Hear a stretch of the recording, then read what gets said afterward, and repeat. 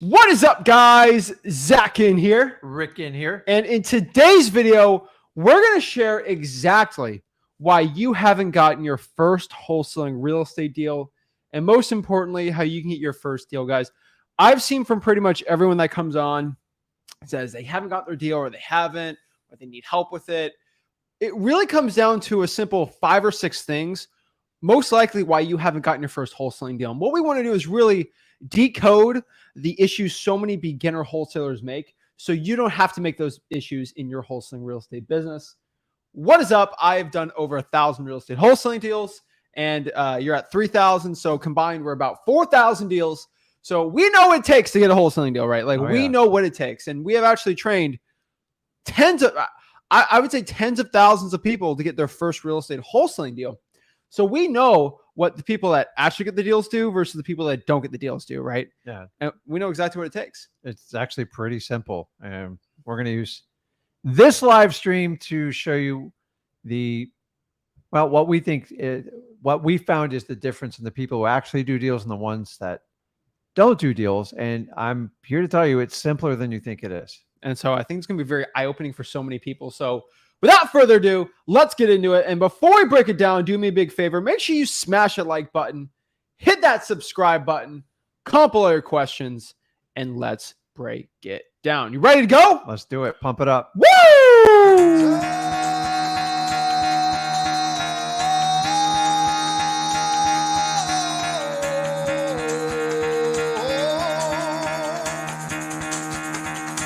Get the fuck out of bed, bitch. Go.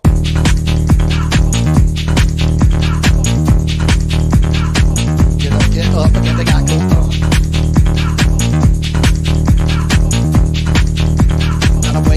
Time to wake up, bitch. Get up. Get up. Get up.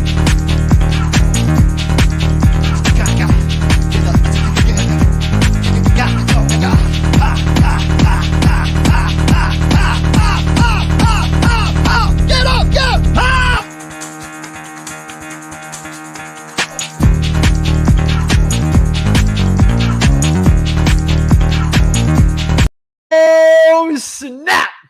We're ready to go. Let's do it. We're jacked up. You know why I'm excited today? I know I'm going to help one person break through today on that barrier, that quote unquote wall that is stopping them from getting their first deal. I know we're going to help the people out today. I know at least one person is going to get value from this video. One person's life's going to change. And that's all it takes, right? That's all it takes. One deal. You guys are one deal away from really just smelling and tasting freedom. Like that's truly what it is. And one example today is I actually did a podcast today with Brian from a Wholesaling House for Real group. He did 5 deals in under 6 months, and he's working at Amazon in Tennessee, right? And he said he was stuck, not getting any deals, not doing any deals. And it was kind of funny. I did that podcast, I think at like noon today with him, and really talking to him, it got me thinking about the topic we had today. And what's the difference between people that in that stuck mode, like stuck for 2-3 months, not knowing what they're doing. And he said his number one thing that changed his mindset is when you said you just got to just kind of like just stop being so smart with things and just kind of like ignorantly just do action, right? Yeah. Don't even think about it. Just do the action. And it was the way you said it that he described, and we'll have it on the podcast. But like, it just kind of told, like he was just overthinking things. He had too much analysis paralysis. He was researching. And I think on one podcast or live stream, he said, you just shut up and just go. Stop doing, just do it. Like fail forward. And that changed his life. And he has a wife, has a kid, and was able to get his first deal. And then he learned how simple it was. And guess what happens when you learn how simple wholesaling is? You do it again. Yeah. You keep doing it. And the funniest part is like you go from doing no deals to consistently getting a deal or two every single month. And the only thing that changes, you're not working harder, you're not working more, you're not doing this. You simplify the business and your mindset shifts. Yeah. And it's funny that like once you change your mind and once you change your mind on your cold calling, you say the same words, but you say it differently. And that changes everything. So it's so funny that these gurus will literally steal my cold calling script. They can't do a deal. The people can't do a deal by stealing my script because it's not about the script. It's not about the words. Okay. It is about how you say the words. And if you say it confidently, you'll do well. Look at the greatest speakers of all time. Try to copy a speech from a great speaker. You will never, ever sound even closely good to them as they did, because it's the way they talked about it, the passion in their voice and the passion they talked about it. Yeah. Completely different, right? Different when you duplicate it. But the funny thing about this business is I have so many people like, Rick, I see you do like really well. And they'll go like, I'm talking about friends. I go, I'm so much smarter than you. Like, I'm just so much smarter. How do you get so successful? I'm like, dude, I'm here to tell you, dude, wholesaling and real estate investing in general, it's not, the smartest does not make it. Like, it doesn't work. There's too many tools to help you out, and you can hire the really smart people. So the people that take consistent action that's kind of boring are the ones that win. The ones that are smart. Here's the problem with smart people. You overthink things. You think, and you analyze the death, and you wind up doing nothing. And that's the problem. As opposed, hey, do this, this, and this, and this, and don't come back till you get it done. If I had to train someone, give me someone that just says, I will do whatever you say you're going to do, and I'm going to do it with enthusiasm, as opposed to give me like someone with a really high SAT score, brutally smart. They can never wrap their head around wholesaling because it doesn't fit their model. And I'm here to tell you guys. To say about me, huh? All right, I don't know. You're in like an anomaly. But let me tell you how I became successful starting out. And this is something that's really changed. Now, obviously, I had the greatest teacher mentor of all time, but a lot of people were mentored by him too, and they absolutely stink. So let me tell you how I became successful, and then we'll kind of get into why I haven't gotten your deal. While I was able to get my deal my first month was because I literally had 150 bandit signs. It's really hard to mess that up. Sign, ground, or the people driving by, put it there. I didn't need to be a genius in whole. Like, here's the thing. I was very book smart, right? Always straight A student, high SAT, all this stuff. Didn't get it from me. But like, here's the thing. Oh, I definitely got it from my mom. But I got other things from you though, like the intelligence of business from you, obviously. But like the book smarts type thing, because I had that eidetic memory, where it was very easy for me, right? But like, I didn't have business smarts. I didn't have wholesaling smarts. But I had enough street smarts. I don't know how to describe it, of knowing there's a sign. I actually knew billboards. Okay, billboards work better when there's more people looking at it, right? Mm-hmm. So where do I put the signs out? Where people are driving around town, right? So I learned to put that on there. Here's my issue. Because I was so new in this business, and there were basically no good wholesaling videos on YouTube when I started out, I kept my conversations really simple. Hey, I'm looking to buy your house. Looking to sell it? Can I go see it? Like, I kept it stupid simple, because I sold stuff on eBay. I did drop shit. I did well in those, but like, I bought skateboards before off Craigslist. I did simple, stupid little stuff. And I just, hey, I'm looking to buy your house. Like, I was so uneducated on wholesaling that I just kept it simple. And by me keeping it simple, I became successful starting out, because I didn't overthink things, right? I honestly think all this information can be a big hindrance on so many people, because they see all these strategies, then they start their mind gets overwhelmed, and they can't do anything, right? And I think I was really blessed starting out. It looks like a curse. There's no content when I started out, but like making it super simple was great. Like, these are little books from the 2000s. Go meet the guy, put on a contract. Wow, I'm like, what? And I kept it simple, right? And yes, obviously watching this content will make it easier, all the content like this, but like, I just think so many people overcomplicate things, and it's stopping them from getting their first deal. And we both do these one-on-ones all the time of people come up to me. I haven't got my deal. What do I do? I literally, like, what we're going to share. I just ask these 7-8 questions, and I always get something blown up there. Always, every single time. Like yesterday, I talked to Tristan. We love Tristan. Tristan's becoming a better cold caller. He came on, did a mock call with me. Yeah. Guess what his main issue was? What? He didn't stick to the script. He went off script. Boom. Cold calling isn't good. Yeah. He knew what to do, but he wasn't following the script. And the issue is when you get off the script, that's when you don't be successful. But guys, we want to break this down, why you haven't gotten your first deal, what you need to do to get your first deal, and we'll break it down. Guys, remember, if you want to learn wholesaling real estate absolutely for free, move your head real quick. Just go to freewholesaling.com. We got our Louis freewholesaling.com collab. We got our Louis freewholesaling.com collab. So it'd be pretty cool in there. We tried to do an off-white background, but it didn't end up looking good. Yeah. So we'll do it. So pretty cool. So guys, let's break this down. Let's get it going. guys, we talk to so many people who struggle getting the first deal. It all comes down to these things. So I think kind of like what we said before, and I think we talk about this a lot, but it's just the art of overthinking things. I think so many wholesalers overthink everything, right? Yeah, I overthinking is it, and overthinking is not. It's not like a smart man or woman's issue. It's everybody has it, and the problem of overthinking it quickly turns to self-doubt, and that's the problem with it. And then you start relying on third parties to substantiate your self-thinking. How do you do that? You start going on the internet. You start checking, what did he say, she say? If anybody ever starts out like I heard or somebody said or I was told,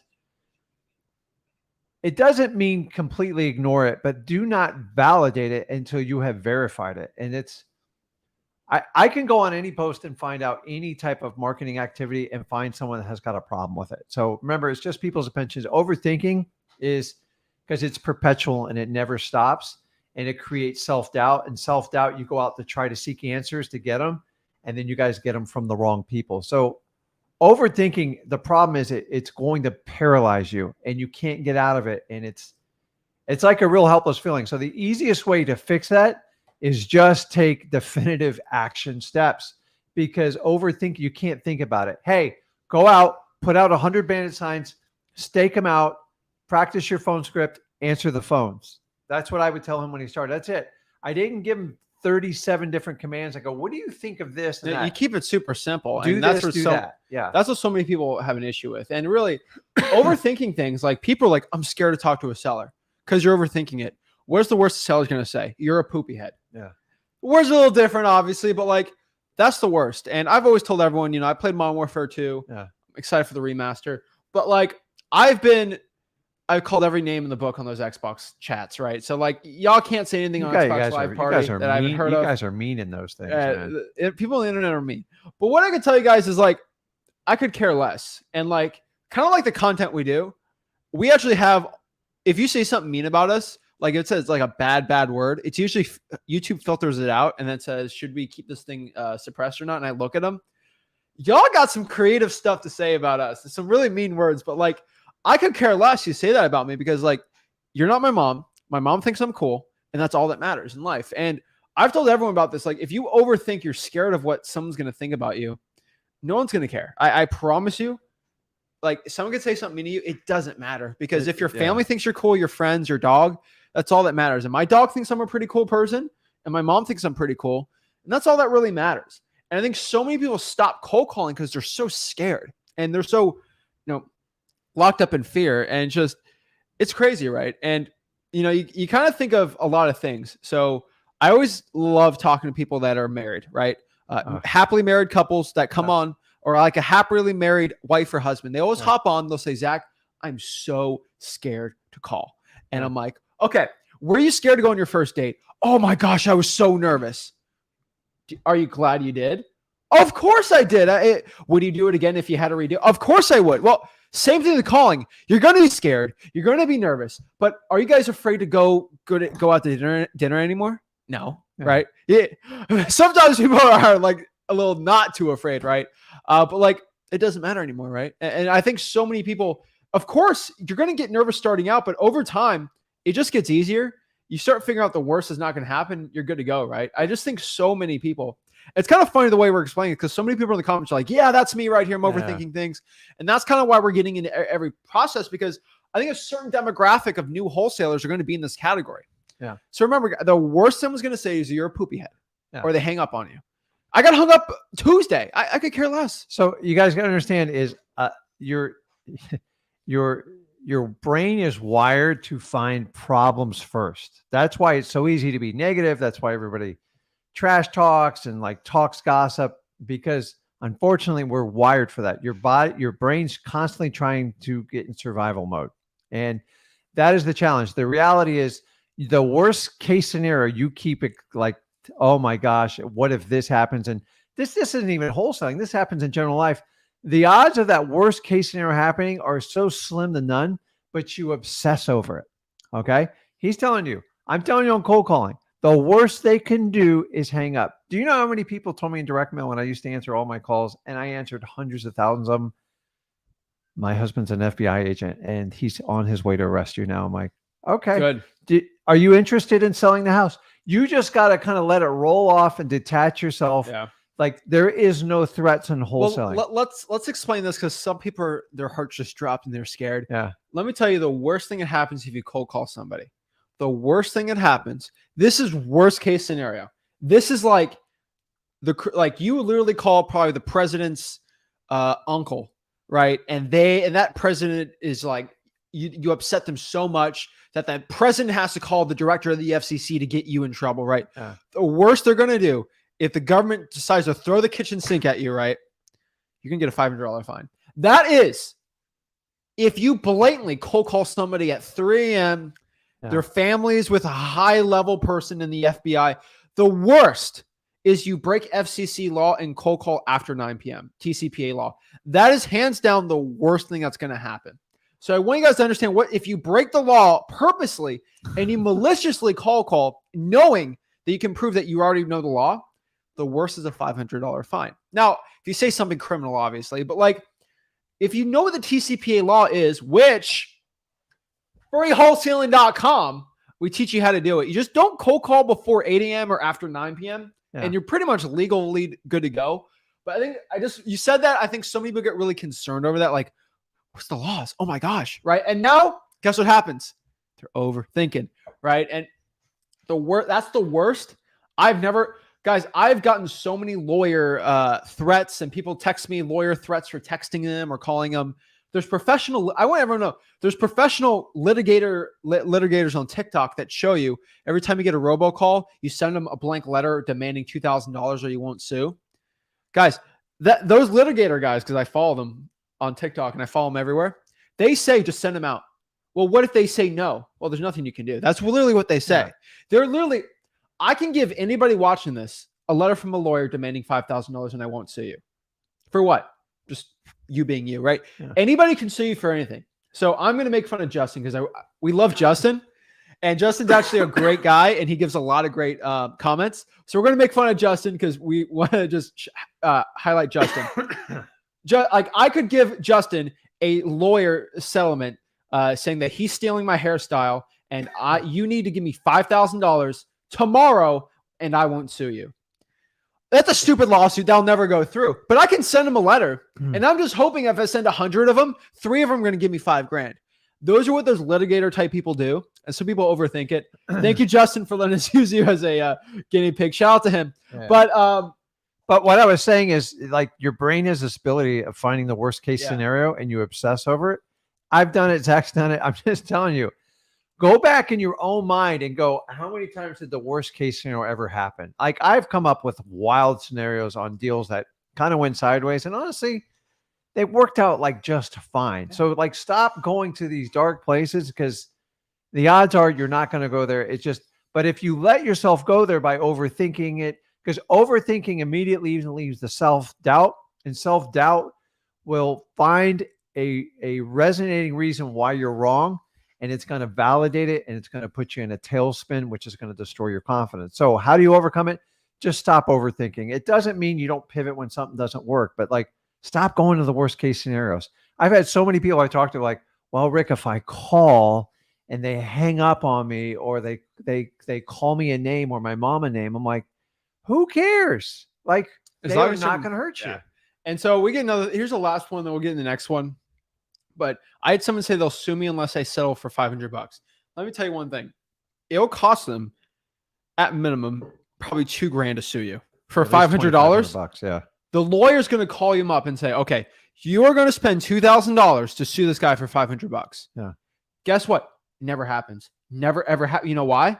Because it's not worth spending $2,000 for a lawyer to sue you for $500. It doesn't. There's a cost to it. If they lose, the filing fee is like $300. Yeah, no, it's $300 to $400 in court fees. And guys, I'm going to say something here and understand. I'm not giving legal advice. I'm not a lawyer, and don't take this as legal advice. In my 20 plus years of real estate, anyone who's ever threatened to sue me, and I've been threatened thousands of times. The only time I ever got sued, the people that sue you never tell you it's coming. So the people that threaten and posture, for the most part, they're just feeding on your worst case scenario, and it's a scare tactic because most people know when you sue, you got to understand a lawyer to go and sue, they got to get an upfront payment, usually a $5,000 retainer minimum. And then the case gets assigned, and then can be a 2 to 3 year court battle. I've gone through 7 and 8 year court battles. I'm just telling you. And then the lawyer doesn't want to take someone that's not going to see it all the way through. And most times when you get into lawsuits, they're expensive. Do 1 or 2 depositions at $400 an hour on an 8-hour deposition, and you'll see why people give up on them. So it's true. And here's another one. And this is kind of the next part. People are overthinking it. So this is, I want to talk to Dream Chaser, and I do want to, I'd love to explain this. I was worried about probates because I was told in my local real estate investing group that you could go to prison if you do something wrong with the probate. Now, I'm going to be a contrarian. They are actually completely right with that. Let me explain.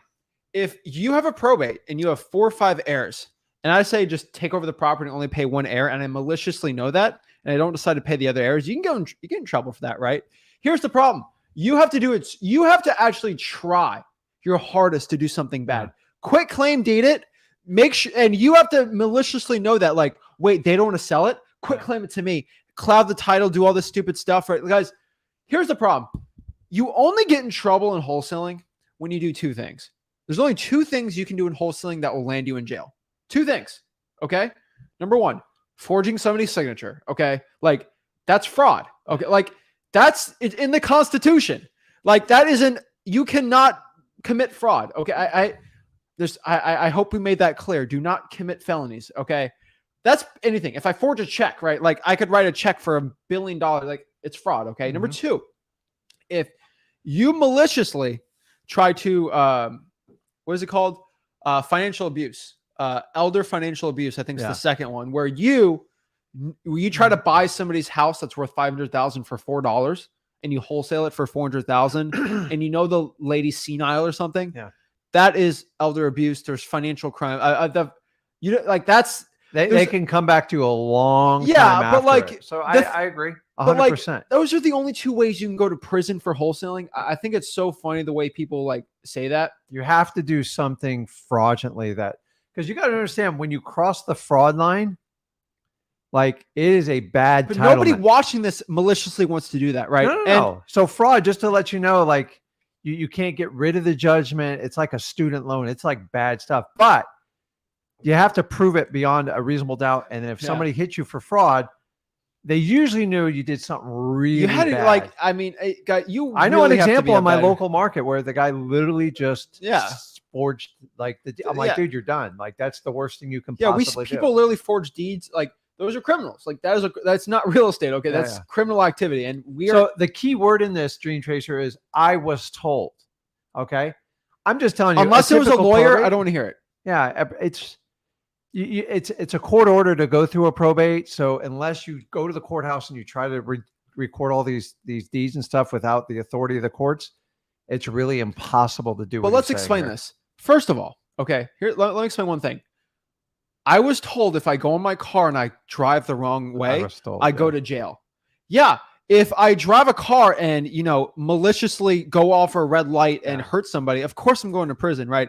If I do the wrong side of the road and I do something really illegal, of course, like, guys, if I go in my car and drive 300 miles an hour, I'm probably going to go to prison, right? Like, you could, if you do anything illegally, of course you're going to go to jail for it. But here's the thing. The reason why we tell you to go through the course, if you use a legit title company for a probate, it is pretty much impossible to go to jail, because a title company is going to make sure you legally did the transaction. Correct. Was there a notary here that signed for the lady? Said no notary? Well, we can't close it. But I want to be malicious, and you can't do that, right? Hey, old lady, do you have any family? What's going on? And they don't know what's going on. They're not going to let you go through the this is why we tell you, we've never said don't use a title company, and that's how you get paid in wholesaling. Like, a title company is going to help you not go to prison for guys, unless you do those 2 things, you're fine. I think it's so. And then what did I get here? They said, do not do quick claim deeds. Guys, don't do a quick claim deed. It's not quick. It's quit. Don't do that. Okay. Use a title company. Yeah. So guys, in my 20 plus years, I've only done 2 quick claims, and I did them under the advisement of a lawyer, and I had a lawyer prepare them. Say that one more time. You did them because why? I was advised by the lawyer, and I had the lawyer prep it. It wasn't our preferred way, but it was the only way to ensure the interest at the time. Quick claim deed, you got to understand, it means nothing. It has to, if somebody challenges it in a court, you have to validate it. And if you have malicious intent, you could fall under that fraud umbrella of like, what? Because the court always looks at one word, intent. What is your intent? What were you trying to pull off here? And you just try to, so I would go to the lawyer if I ever did a quick claim deed to say, listen, he goes, this is the only way I would advise to do it. If you guys know a quick claim deed at the courthouse, sellers do this all the time, like people get divorced and they go, oh, I'm just going to get this out of my name. It doesn't fix the title. It actually makes it 10 times worse. So that title company has to go back 10 years before when they did the quick claim, and they've got to get an affidavit from that person. And if they don't agree, the quick claim is not recognized. And by the way, if you're married with a spouse and you quit claim a property, it is not recognized in most courts. Yeah. So it's like, so a lot of people call it, it would seem like quick claim. It's quit. It's quit, QUIT, but that's a document you never want to touch because it's designed for speed, usually to fix a court process. Yeah. And it's not insurable. And if it's ever challenged, the burden's on the person that tried to move it over. Yeah. So guys, like, I'm just telling you. Anybody ever tells you to do a quick claim deed, run. Yeah. So guys, you even heard that on my cold calls. Like people, no, we're going to use a title company. Okay. Because you can't get paid on an assignment fee unless you use a title company. So that is part of the process. Number 2, lack of action. And I think overthinking is the worst one, but lack of action is another one. And I was kind of talking now. I think we had Tristan hop back on. Like, I think he said something, right? Yeah. Love you, Zach. I'm hitting all the FISBO. So we talked yesterday and he did some cold calling. We had some improvements, but he had the confidence go in here and talk, right? Mm-hmm. I legit asked him, I said, like, why wasn't he good in cold calling? First of all, he didn't stick to the script, which is fine. He's changing it, right? Number 2, I asked him, how many cold calls did he do? 20. And I'm like, you got to pump those numbers up, buddy. All right. And here's the honest thing. That he wasn't as good as cold calling because of his lack of action. That's probably why he hasn't gotten a deal yet. You have to do action. I can tell you guys straight up in wholesaling real estate, if you do not take the action, it ain't going to do well. I can have anybody hop on right now and talk to me and do a mock cold call. And I can tell by the end of the cold call how many cold calls you've done. It's really interesting, but like, it's a direct correlation. How many cold calls you've done versus how good you are at cold calling. It doesn't seem fair, right? The more effort you put in, the better you are. Oh, don't you hate that? Yeah, I hate that so much. But like, that's the honest truth. And I think so many people, they come to me and they want the secret sauce, right? They want the secret sauce for everything. And I think so many wholesalers, they honestly think that they can just waltz up in here, make a quick 300K and waltz back out. It's not, guys, this is a legit legal business. Okay. We're having legit title companies. We have lawyers. We're going through the court system. Like, this is all legit stuff. And unfortunately, because this business is a legit side hustle, full-time business, it's a legit part of real estate investing that's been done for centuries, not decades, centuries. Guess what that means? If you work hard, you'll get rich. The issue is if you don't work hard, you won't get rich. So that's a pro and con. There's no shortcut. It ain't a lottery, right? And that's why the lottery is attractive. You make a lot of money with not a lot of work. Yeah. But the problem is no one really wins it. Like 1 out of 300 million, it's terrible. So you have to put in the work. It's like anything. I have never met, and I'll tell you this, okay? I've been playing a lot of CSGO lately. I've never met one good CSGO player that did not put 500 to 1,000 hours into it. There's not one guy or gal that hops on CSGO on a PC and gets really good from the get. Like, they just instantly, they're that good, right? Just think about like that, right? Like, think of video games, okay? All right, we'll go your speed, right? Galaga, right? Do you know anybody that's really good at Galaga that didn't put in the hours into that game?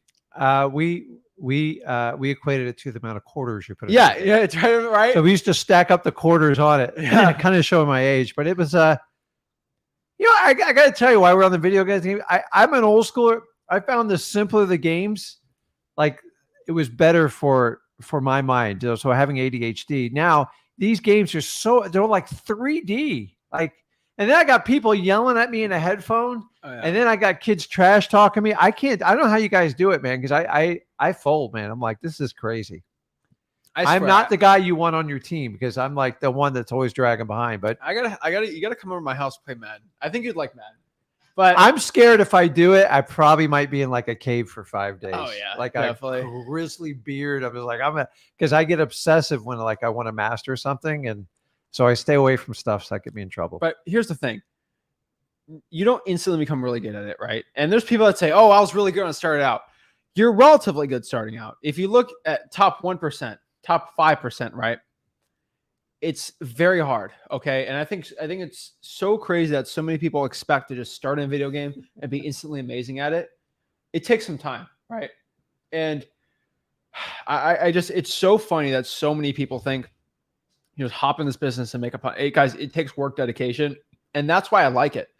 Think of anything in life, any skill in life, besides kindness and like, you know, compassion, like, you're going to have to put in work to get really good at it, right? It doesn't matter what it is. Like even someone who has the gifted talent of singing, for them to get like to the level where they can produce a really nice income, they have to perfect their craft. So guys, I talked to literally, there's probably, I'd say 15 NFL. There's actually a lot of active and on the roster, but there's a lot of ex-NFL players that hop on here. Every NFL player or not really any NBA players, but really a lot of NFL players hop on here and they give me their story and they give their wholesaling. I've never found one of those guys to ever give me an excuse. You know why? Because they equate it to the NFL. Yeah. They know you don't get good in the NFL by just sitting your butt all day doing nothing, right? Can't. Even the ones you think sit on their butts all day, they ain't really doing it, right? Yeah. And they put 15 years in it. They all do really well, right? And it's so funny because it just takes work. It takes dedication. You know, it's so funny, but like, it's just funny because like, there's always that guy that's really good at boxing or fighting. There's always that guy that's just always really good at it. You put them in the ring on a UFC guy, completely different, right? Yeah. Because you're relative of what's good at fighting. And all those guys have put in their hours. So I think so many wholesalers out here, they come up and say, how do I get instantly good at this? And I'm like, what's your favorite video game? They're like, oh, it's this game. I'm like, how many hours you put in? Oh, I put 2,000 hours into it. Do the same thing you did for that for wholesaling and you'll do really well. And they're like, but I don't want to do that. I'm like, then you don't want to make the money. Okay. Because I'm telling you straight up, there's an 18, 19, 20-year-old kid in your market right now that is willing to do that because they know what their life would be if they didn't. And they're willing to take it all from you because they know what the alternative is, right?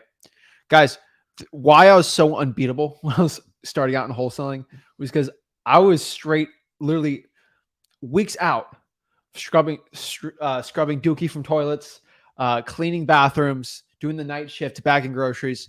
I knew what happened if I didn't cold call. Okay. The average guy that just, I don't feel like it. Who do you think won? I wanted it more. Yeah. And because I wanted it more, I was willing to go through the suck and the grind of this business. And honestly, that's what, like, working a 9-to-5 job, what the alternative is, right? Back when I was 17, 18, I used to work at the ice rink. And when you get the rental skates and you guys throw them all on the counter and they're like covered in like wet snow ice and they stink like, I had to match them up and then put them all up and down. I mean, thousands of pairs. I mean, it was literally the guy at the end you're just throwing the skates at? That was me. And they're sharp. Your hands kind of bled. I'm just like, but nobody gave me any guidance back. I didn't know. Like I didn't figure this out till I was 33. So we fast forward, he cleans a few toilets and you hear his gripe. It's like, dude, I had skates. So I did door-to-door sales. I tried every job known to mankind. I was good at connecting people. I never just found the right path because I felt I was always taught to trade my time for money. You guys know how I feel about that. So wholesaling is great. Just everybody finds it at the right time. So what else are we talking about here? All right, we'll talk about. I'm just telling you guys. I still feel the pain of that job. Oh God, dude. It was 4 years, and I can tell you straight up, guys. I didn't like it. I hated it. I hate the boss. I hate everyone telling me what to do. I got to make 25 grand a year, like literally screaming at me. I knew what my alternative would be if I didn't do that. And there was nothing you could have done to get me off the phones because I knew what my life would be without it. I thought about taking care of my family forever. I thought taking care of, future family, right? Thought taking care of myself and living the life I deserved. Did I deserve to be bragging groceries all day? No. Okay. And so I was willing to do whatever it took to get out of that level and get out of that grind. And you have to ask yourself that question. And I had no kids. I wasn't married. I was living with my parents. I was like, 17. Like I didn't really have the motivation so many other people have, right? But like I knew in my life I deserved more. The next part, people take action, but a lot of people take action. They don't overthink it, but the problem is they're scattered all over the place, right? They try to pull this little list and this list and this list, and they'll do a market in Georgia, they'll do one in Washington State, they'll go to Texas, they'll go to Illinois, and like they're all over the board. Mm-hmm. And I think a lot of people have issues with direction sometimes, and this might be a next like sect of wholesalers we're talking to right here, but like you have to make a schedule and stick to it. I think so many wholesalers are not making the right schedules in their business, and I've always told everyone, make a budget and make a schedule.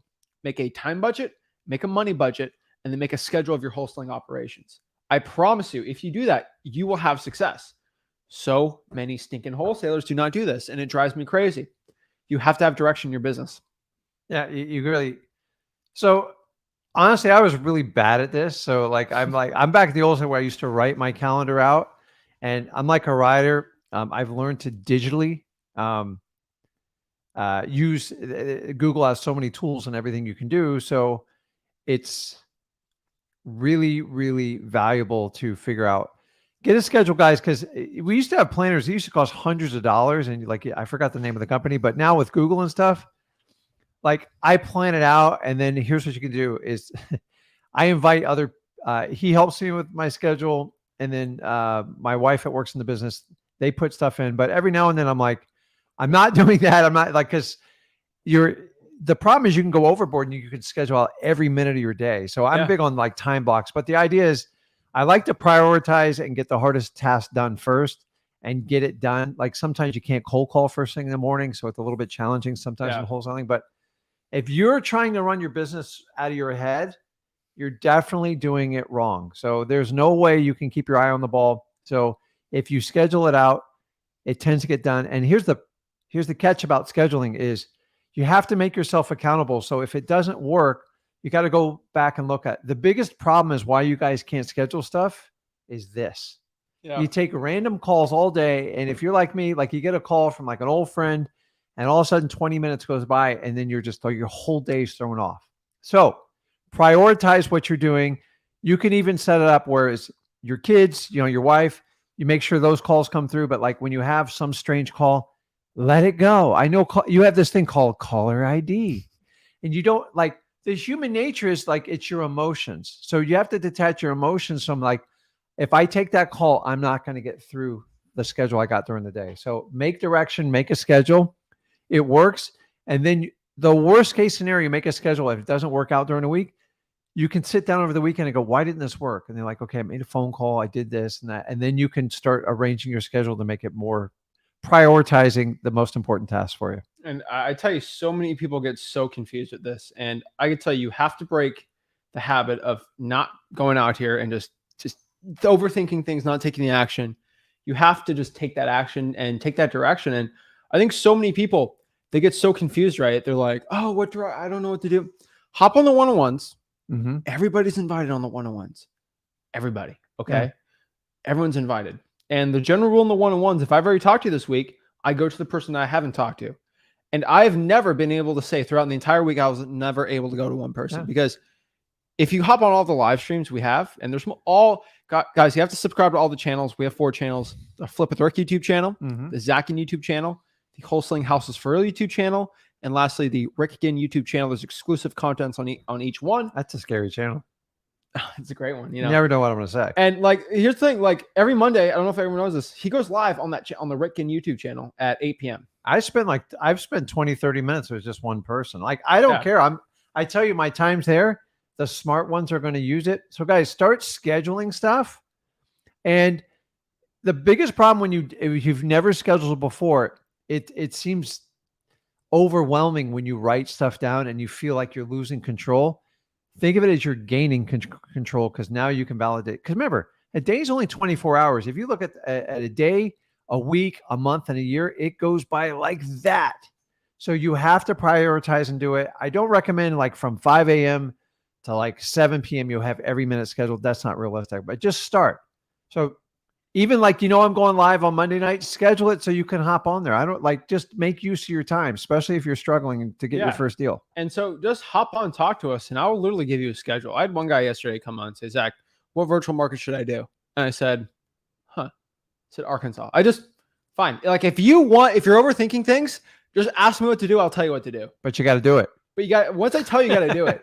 Then I'm gonna hold you That's accountable. the problem. I think subconsciously people like overthinking because then they have an excuse why not to do something. Yeah. Hop on, ask me what to do. I'll tell you what to do. Here's the problem. I'll tell you what to do. But then when I tell you, you got to get to work. And you can't come on and complain to me ever again because I told you what to do. Yeah. So I think so many people get that really overdone. But guys, you make a schedule. Next part. Here's a big reason a lot of people and this is a very low one because I say it so many times, but you just haven't gone through freewholesaling.com. You haven't gotten your first deal because you haven't gone through the course. What is the course? Free. Wholesaling.com. If you haven't gone through every video on freewholesaling.com, then you're like, there's no reason why you should get a deal if you haven't gone. Like, if you've gone through that course, you have all the tools you need. Now, if you're like, well, I haven't gotten a deal yet. Did you go through all the videos? Well, I went through most of them. Where most of them? Well, I went through the marketing one. I skipped the acquisitions one. Only watched half of the cash buyers one, but I haven't gotten a deal yet. It's so fun. It's so funny. Yeah. But I'm getting through it. Well, get through it and get back to me. Okay. Like, guys, the reason why I made that course was I had so many people ask me the same questions. I'm like, God, let me make a course. But I spent, and you remember, we spent, I think, 6 months, hours every single day creating that course. I spent 20 years creating it, curating it, making it perfect. And it's literally a course. If I was going to charge you guys $7,000 to pay me to just get educational content, organized perfectly, what to do in the perfect organization step, it's freewholesaling.com, baby. All right, it's freewholesaling.com. Would you make it evergreen? Lifetime membership? It's lifetime, and then I got 8 seats available. Ask me, oh, Zach, but I want to scale. Yes, you helped me go to 100K, but I'm gonna go from 100K to $1 million. I made an advanced topic section, right?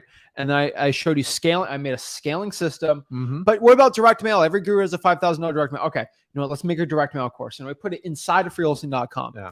$5,000 direct mail course. Guys, there's so much I put in there. And we keep adding to it. It never stops. Well, we add to it, but we also replace a lot in there because we just update the information because we don't try to stress you out all this crazy information. But like, I think if people are just like, I get so many people that are just so new. I'm like, just go through it, right? And I'm a simple guy.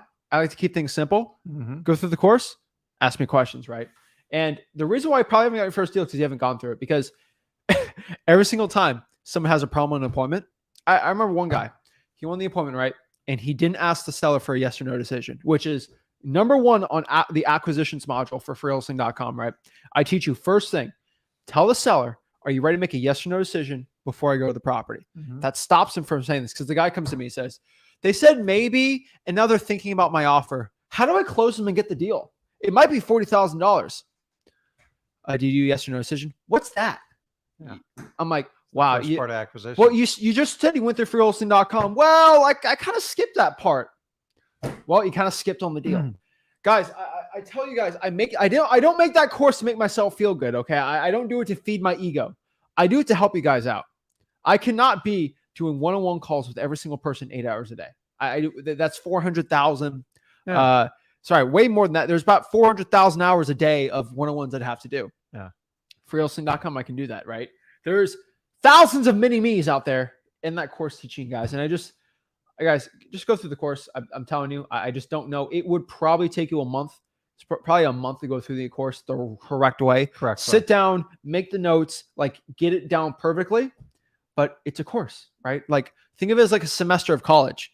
If you went through that and then you went through the 30-day wholesaling challenge, which that's another complete can of worms that's in that course where it's optional, but you can go through it where every single day for 30 days straight, you can watch a brand new video that it's a challenge where I paraphrased freewholesaling.com into 30 videos, and day 1, 2, 3, 4, all the way to 30, where you learn everything A to Z in wholesaling real estate.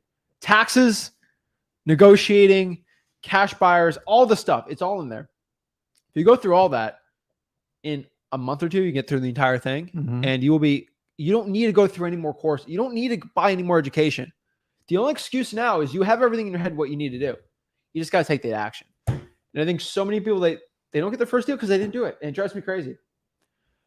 The next part here, and this is a lower amount of people, because I think most were overthinking, lack of action, no direction, no freewholesaling.com. Now, this is the stuff that are a lot lower, but a lot of people, this is kind of mixed in. They have an excuse, and they make an excuse in their mind of why they're not successful. And when you make that excuse in your mind, that's when things start changing. And what I mean by this, I had one guy who went through all the courses. He wasn't overthinking. He was taking action. He had a schedule. He went through the course. He had everything basically checked off, and he didn't get his first deal. I was like, what's going on? I start going into him. I'm like, I literally asked him, why don't you think you got your first deal? Oh, because the sellers don't like me. That's a weird question. Yeah. Why do you think the sellers like you? Grant, I'm having just a straight up convo with the guy. Oh, because I have an accent. I was born in India. And I'm like, what? I'm like, okay, what? And he's like, yeah, I don't think people are liking me because of that. Guys, once you make that excuse, you have a huge confidence issue. This is a subconscious issue. If you subconsciously think that you can't get a deal and you try to close a deal, you're not going to be able to close the deal. Okay. Like, you are mentally have a roadblock. I'm telling you straight up. Like, if you try to shoot a free throw and think, I suck, I'm terrible, I can't make this free throw, I can't make this free throw, I can't make this, most likely you're not going to make it, right? Yeah. I mean, your mind listens to you. So the problem is it's your subconscious programming. And I'm not going to get like deep on this, but I love this stuff. Yeah. Your subconscious is a collection of all your past experiences and how they've affected you. And it's like automatic. So, like your breathing, it's subconscious. You don't think every day how to breathe. Okay. But have you ever found yourself in a confrontational situation? Maybe it's with a seller, maybe it's with a buyer, and then certain things start to happen, and then you automatically revert to like a set of like ahs, and you just like start sweating profusely. That's your subconscious trying to say, I'm going to take over because you're about to screw this up so bad. And you already know what the outcome is going to be. So what you have to do is switch to your conscious mind, and you have to make a focused decision to make a change. Okay. That's how people, like, with you, any type of physical, anything type of mental, your subconscious is an automatic programming, and it will constantly be stuck there. So, guys, understand the difference. Your subconscious, you've got to overcome it sometimes, because your subconscious is here. Hey, you need to breathe. You just passed out. That's what your subconscious is for. But when you let your subconscious take over for like the stuff you should be in control for, it's going to be bad. Okay. And I'm just telling you, because nobody goes out and goes, I want to get rejected 9 out of 10 times, get doors slammed on my face, have dogs chasing me to be able to make a profit in wholesaling. Your subconscious is going to try to protect you from it. So if you know it going into it, so if you have an issue like with confrontation or anything like that, if you just be mindful and aware when you go into it, you can at least deal with it. If you freeze up, your subconscious takes over and you're done. And I'm just telling you, I see a lot of you guys doing that. So self-sabotage is your self-conscious taking over what you don't know. So to fix it, rehearse it, practice it. We always talk about role-playing. At some point, role-playing turns into live customers. I don't care if you do 1,000 role plays, you'll still be better off when you get to that first customer. Some people are like, I don't want to do it, I'm just going to skip it. I'm like, your subconscious is going to answer the phone, and it's not going to like it. So it's a training. So anybody does football, basketball, soccer, you get those little skills where you go around the cones or you're hitting like sleds and stuff like that. The idea is to prepare them, because when the game's on the line, a deal's on the line, that's not a time to throw out a $30,000 deal because you didn't prepare. So the best way to overcome it is to be mindful and prepare for it, and stop letting your subconscious do the pre-programming when you're in a bad situation. And subconscious is a weird one, right? So let me give one example, right? we both have our favorite holidays are the same day, right? So what is your favorite holiday? Any damn fishing? What is your favorite holiday usually? Outside of Christmas, because that's everyone's favorite holiday. Like the 4th of July. 4th of July. Yeah. That's my personal I love favorite it. holiday. I love the 4th of July. Hot dogs, Hot dogs, family, friends, all this stuff. Okay. And fireworks. I love 4th of July, right? I'm Yeah. always excited 4th of July. I've never had a fun. bad 4th of July. Yeah. A lot of people's favorite holidays are 4th of July too, right? And here's the thing. 4th of July is just a date on a calendar.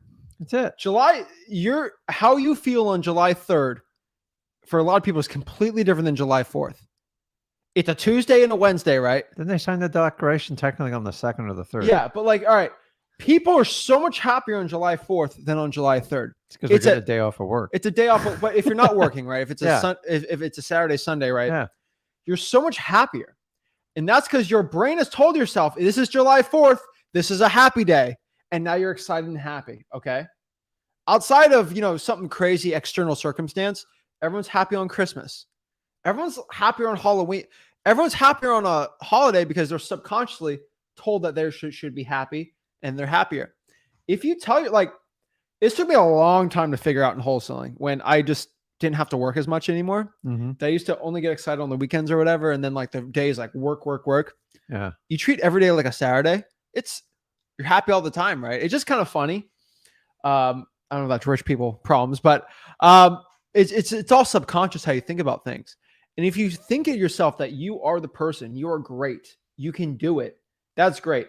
Now it's different. Ego and confidence is completely different, but like having the confidence to talk to a seller, knowing you can do it and you have all the tools, you're good to go.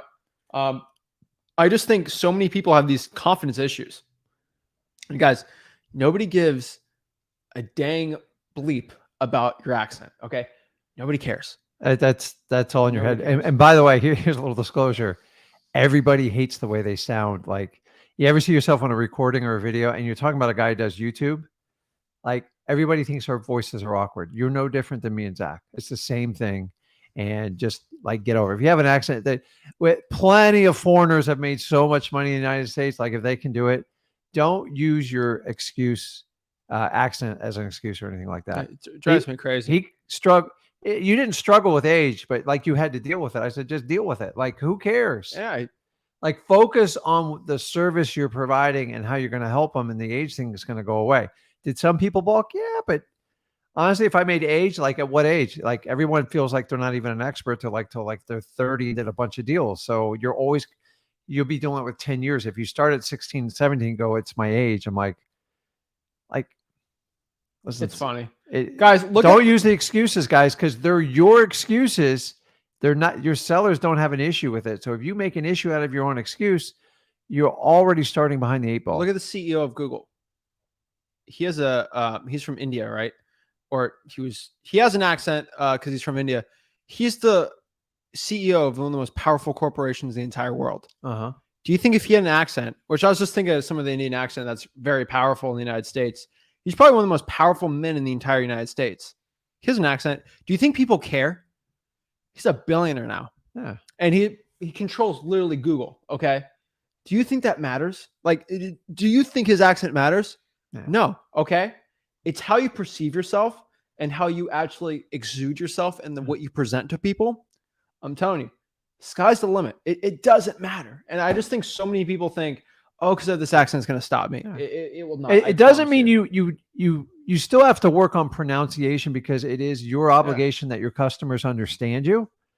But like, don't let it stop you. Like, they're not going to like me because I have an accent. Honestly, when people call me with an accent, like, I actually go the opposite way. I'm like, you know what? They're making one heck of an effort. I'm going to hear them out. Now, if they won't listen to me and stuff, like, that's a different story. No, I would say this. You're smarter than me because you know more languages than me, right? But guys, like, it's a subconscious issue. And I see a lot of new wholesalers have this. So I do want to change this up. Next part is not sticking to the script. This is kind of being all over the board. Like I said before, you might use this guru script who is literally broke, has no money, doesn't do any deals. And then you try their script on me and it doesn't work. Or you try a guru script and everyone does that script and it doesn't work. And then you're shocked. Yeah. Guys, use the script you have it for wholesaling.com. It'll do very well. And then one of the last parts, and I've kind of said this a million times, but A lot of people go through the motions of wholesaling, right? They will try to, they rather go through 5,000 cash buyers just to say they did versus going through 5 really good cash buyers. They will send 5,000 emails and like, why didn't it work, right? And so many people, I think the last reason here is because you focus too hard on quantity and not on quality. You give me a list of 500 extremely motivated leads and I'll close one of them, guaranteed. Yeah. You give me 50,000 unmotivated leads, it's going to be very hard for me to close one of those. Yeah. It's all about quality over quantity. And so many guys, I don't care you got 5,000 buyers. I had one guy say, I have 2.3 million buyers. It doesn't mean What? anything. Like, Do you have a proof of funds? Do you call them on a regular basis? No, you don't. I just text blast them and email them. It drives me crazy. So guys, a lot of you guys are focusing on quantity. Oh, let me pull one up. This is the funniest part ever, right? Let's go here. Where are we at? Edward, talked to 2,400 people. And he spoke to 3. What's going on? He did the quantity. Why isn't it? He did the quantity. What could possibly be wrong? He did quantity.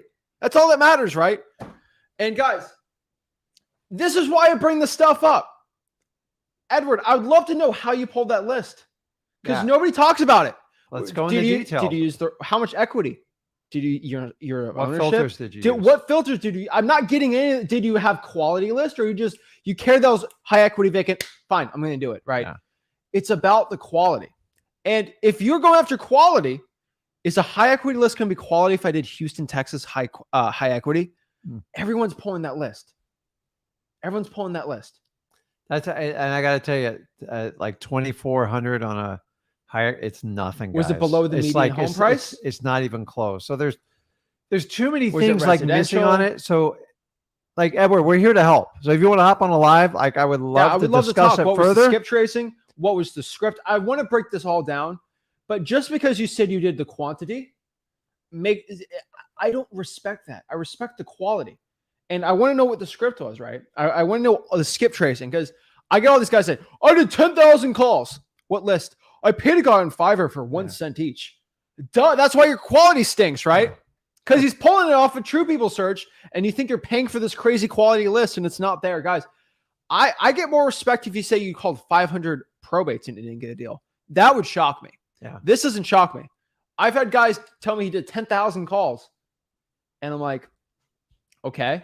What kind of list? Oh, I use this crazy guru list. Yeah. Everybody in Houston's pulling the high equity list. Like, so the problem with like a statement like this, and Edward, I'm not picking on you. I'm talking about in general is when you start off, I don't care if you do a one-on-one with us, if you make a post in the live, if you say, I made 5,000 calls and I'm frustrated and nothing's worked. Like, okay, well, first of all, you're already setting yourself up for failure because you're letting your ego take over. And you're like, I made 5,000. Why didn't I get rewarded? Dude, it's the wrong way to think about wholesaling. And that's the mentality that got you in this current position. It's like, I worked 9 to 5 today and I only made $100.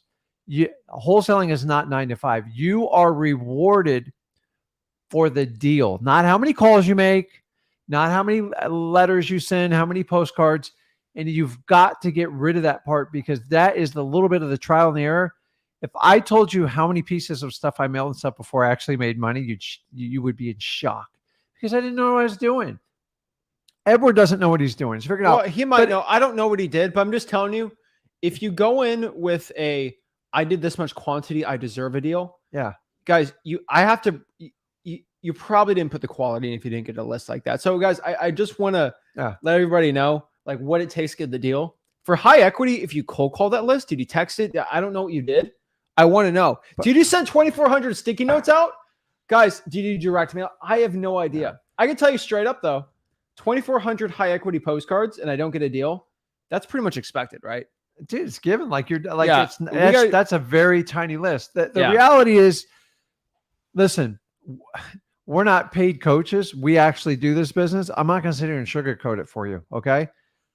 Life owes you nothing. There is no expectations. You've got to go out and get it. So if you want to come on a live and make a comment, if it makes you feel good to do those, you can, but it's not going to help you. And me and Zach can't help you because the reality is I have no way to validate any of that stuff, and we have to figure it out. So the minute thing is, if you go on and say, well, I'm complaining I didn't get a deal, like I could just sit down in 5 minutes and I promise you, I could find out exactly what you did with your day today.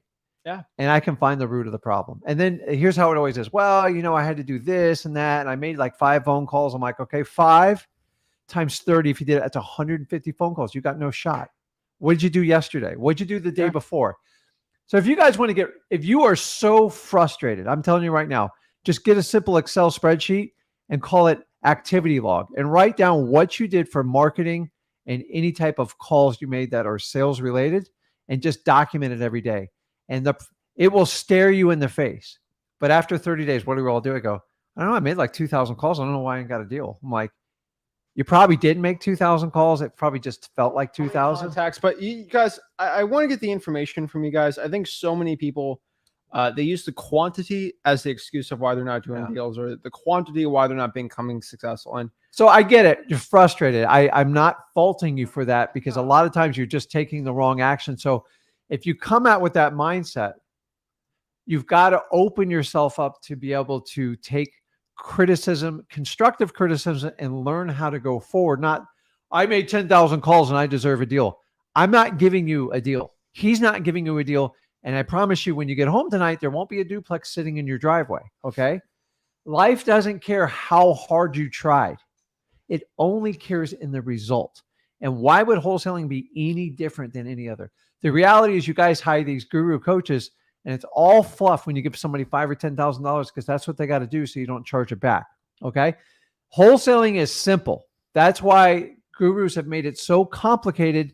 The more complicated they make, the more you're dependent on them, and the more, in my opinion, you're going to struggle. Why do you think every major guru asks you, how much is your marketing budget? Why? Because the more you spend, the easier it is for them, not you. The easier it is for them to make them look like a hero. Guys, I'm just telling you straight up, you got to focus on yourself. Like you've said, life, like you waking up tomorrow morning is not guaranteed. You don't deserve to wake up. You get lucky to do it, right? We want you to wake up. We want you to, but like you get the opportunity to. It's not that you deserve to. You get the opportunity to live another day and to chase your dreams, right? So look at wholesaling like that. Like, okay, it's like, it is, I hate the word grind, hustle. Like, it's why I'm just telling you guys, it is no different than if you want to learn a great video game. If you want, think about the first time any of you guys learned to drive a car. This kid almost killed me when I taught him to drive a car, but we didn't stop. We hit cones. We hit all sorts of stuff from a smart guy, but like, you got to put in the work. Everyone's got to put in like a couple hundred hours, and he probably could still use a couple driving courses. But why did I get a big fat truck if I can't park? I don't know why, but I like living life on difficult. I don't know what, but yeah. Let's answer some questions real quick. We'll get some one-on-ones today, but guys, that is why you most likely haven't gotten your first wholesaling real estate deal. Guys, change it up. Go to freewholesaling.com. You all know the drill. And guys, check your egos at the door. I'm telling you, your ego is very self-serving. And when you come of a place open, it's like, listen, I'm frustrated with wholesaling. I tried this. Be honest with your data, and then you can get honest feedback and results. But if you let your ego get in the way, I made 10,000 calls. I'm like, dude, 9 times out of 10, I can break your 10,000 calls. I could go into your dialer. I can figure it out. And by the way, you're not making 10,000 calls on your cell phone. So if you're going to try to like BS us, like we've seen it all. So put your ego aside, because that's how you truly learn. And nobody knows it all. I've been doing this 20 years. Every day I learn something new. And how do you learn and put your ego aside? Use your ears. So one thing I'll say before we get into this stuff, guys, first of all, I have one guy. There's this like Discord that charges $20 a month. And there's all these guys saying, well, you should join it in the comments. And then everyone's like, oh, you should join. You're just going to get blocked. Okay? You're overthinking when you guys do that. If y'all are going in the comments and trying to push your Discord for $20 a month, no, I've looked at all of them. Do not do it. It's not worth it. Because you don't know who's on the other end. No, I've been invited to speak at those ones. Yeah. And I'm like, speak at no. I ain't paying for a Discord. Guys, do not join a stupid little Discord thing. It's stupid, okay? I'll tell you straight up, all right? Don't do it. And I get people like, you should join this Discord. And there's like 4 of the people saying it because they're all bots that are supposed to do it, guys. I have gurus that will comment, you should go get this guy on YouTube. and there's like 10 of them that comment the same thing. Yeah. They're bots trying to get it's so funny, guys. So I'll tell you, anybody can try to sue you also. I get that all the time. And I've gotten challenged from people like, Guru never tried to sue. Guys, if I was to release the screenshots in my DMs, the screenshots that I have of these gurus threatening to sue me, that they always delete it because they get emotionally charged after I say something. Remember, when they threaten to sue you, they ain't gonna do it. I have the DMs. Okay. It's like when Connor said, your wife's in my DMs, get out of it. Yeah. I could tell you. We got a nice bank of DMs. Some of the, I have a couple of these. I have multiple ones where the guru's wives were in my DMs.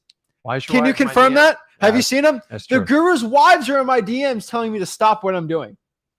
You would be shocked if I could mention these names, but these are the biggest names in the industry where their wives are DMing me. I don't know why. I don't know what's going on, but they're telling me to stop what I'm doing and they're going to threaten and take everything from me. I think it's so crazy. But guys, I don't want to mention it. You know, happily married men's wives are in my DMs, but I don't want to rile people up, but it's true. Oh yeah. He's got to get out real quick. So he'll be back in like 5 minutes. He's getting water or something like that. But I tell you guys straight up, the guru's wives are in my DMs and it's funny. And the gurus too.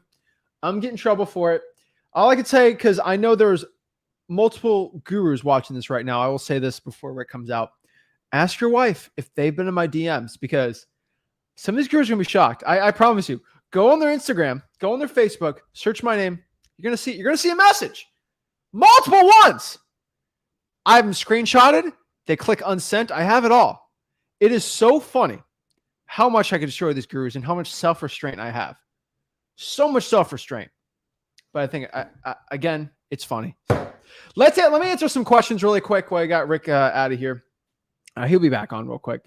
But I just want to... So Jesus has a question. You know, I just worry about calculating ARV or getting the right fair calculation. If you're having that issue, most likely you haven't gone through wholesaling.com, because we absolutely teach exactly how to do it right. But yeah, you have to actually go through wholesaling.com, show you how to calculate ARV repair. It's not as complicated as you actually think. And I think so many people get so confused. It's so funny. And yeah. But yeah. Oh my gosh, some comments. Guys, I ain't going to mention it. The guru should have a serious talk. And you can see. And it's so funny.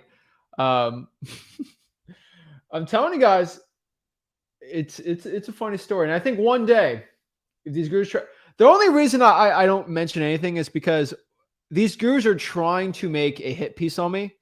And unfortunately, if they ever decide to make a hit piece on me, these DMs will come out. And these DMs are pretty much, I answered a question, but I said, all these gurus try to make videos and hit pieces against me. And because I have these DMs now, multiple ones, they can't make hit pieces against me because they know I'll release the DMs. So I'm keeping it blinded right now. Maybe one day I'll release them. But right now, they can't really talk smack. There's a reason why they don't talk about me, because I have the screenshots. It's pretty funny.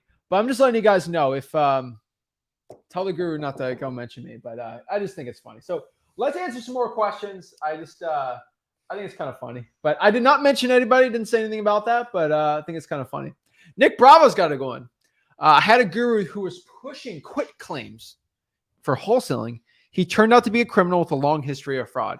Yeah, and shocker. You'll see this pattern over and over. Guys, you hear quit claim, go get help with a title company, and then you have to involve a lawyer. Like even you don't do it. They're not really. It's an old technique, and it's really, honestly, most quit claims are like a courtroom procedure move, and it's done to get through a legal process, but it doesn't validate the deed at all. And like I see more married couples do like a quit claim, like I'm going to get my name on. It doesn't work that way. Do you know, in the, like just alone in the state of Florida, if I were to quit claim a property, like in my personal residence or one I own with my wife, it's not even recognized. It has no legit. You can still record it though, and that's the crazy part about it. And so most recording counties in the states, they're starting to catch up. And now they're getting a lot more picky about what you can record. And you guys will find this out. In the old days, you could literally record anything. And now, with all the fraud going on and stuff, they're much more careful about it. So, okay. I think someone's mentioning a couple names in the comments. Those are not the people's wives that were not in the DMs. Not those people. No, guys. I will not mention them, but no, it's not those people. Okay. And there's some guesses on here. Guys, I'm not going to go. I will not mention it. Okay. But the two names I do see on him, those were not them. Okay. And I would just be really nice. I looked at all the comments right here. None of those wives were in my DMs. I'm not going to actually say anything. So let's go break it down a little more. Okay. As the ones I saw, they were not on here, but I think it's funny. All right, let's break this down. But yeah, guys, even the gurus that do a lot of deals, which there are that do deals, yeah, shocking. They don't teach you how to do quick claims because at least no. If you guys hear quick claim, run. I've never seen anybody that goes out public goes, you got a quick claim. Quick claim means you're usually trying to do something in the cover of darkness, and it's not good and it's not transparent, and it's probably going to come back and bite you in the butt. And then even if you get away with a quick claim, when you go to sell a property for top dollar, I guarantee you it will be questioned. And I've had a quick claim from almost 30 and 40 years ago. And you wind up having to do like a quiet title, hire a lawyer, record affidavits, because insurance companies don't like it. Because if there's any doubt, and quick claims are doubt, unless somebody comes forward and signs an affidavit and clears the name, you might have to hire a lawyer to clear out the legal title issues. So, yeah, it's just funny. I swear I should just release a little snippet because I remember one specifically I showed you. I was called broke.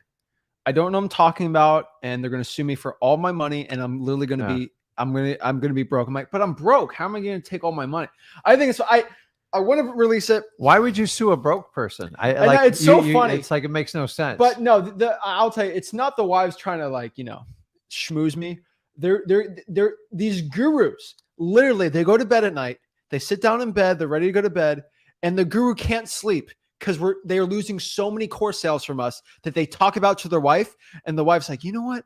I'm going to message Zach, and it's going to stop him. Oh, because you're affecting their wife. Yeah, it's just funny. I'm not here to tell you how to change. You guys do business. I think I'm a homewrecker for these gurus. I don't know. Well, that's the problem. But these gurus can't sleep at night. It's none of the people mentioned in this thing. So guys, don't let your minds run wild. These gurus can't sleep at night because of me. I think it's hilarious. They can't sleep at night. Well, maybe they should change how they educate people and stop doing it like you did 20 years ago, and you wouldn't be in that predicament. But I'm not going to mention it for now because I do want some of these gurus to have some important dinner time conversations tonight. Yes.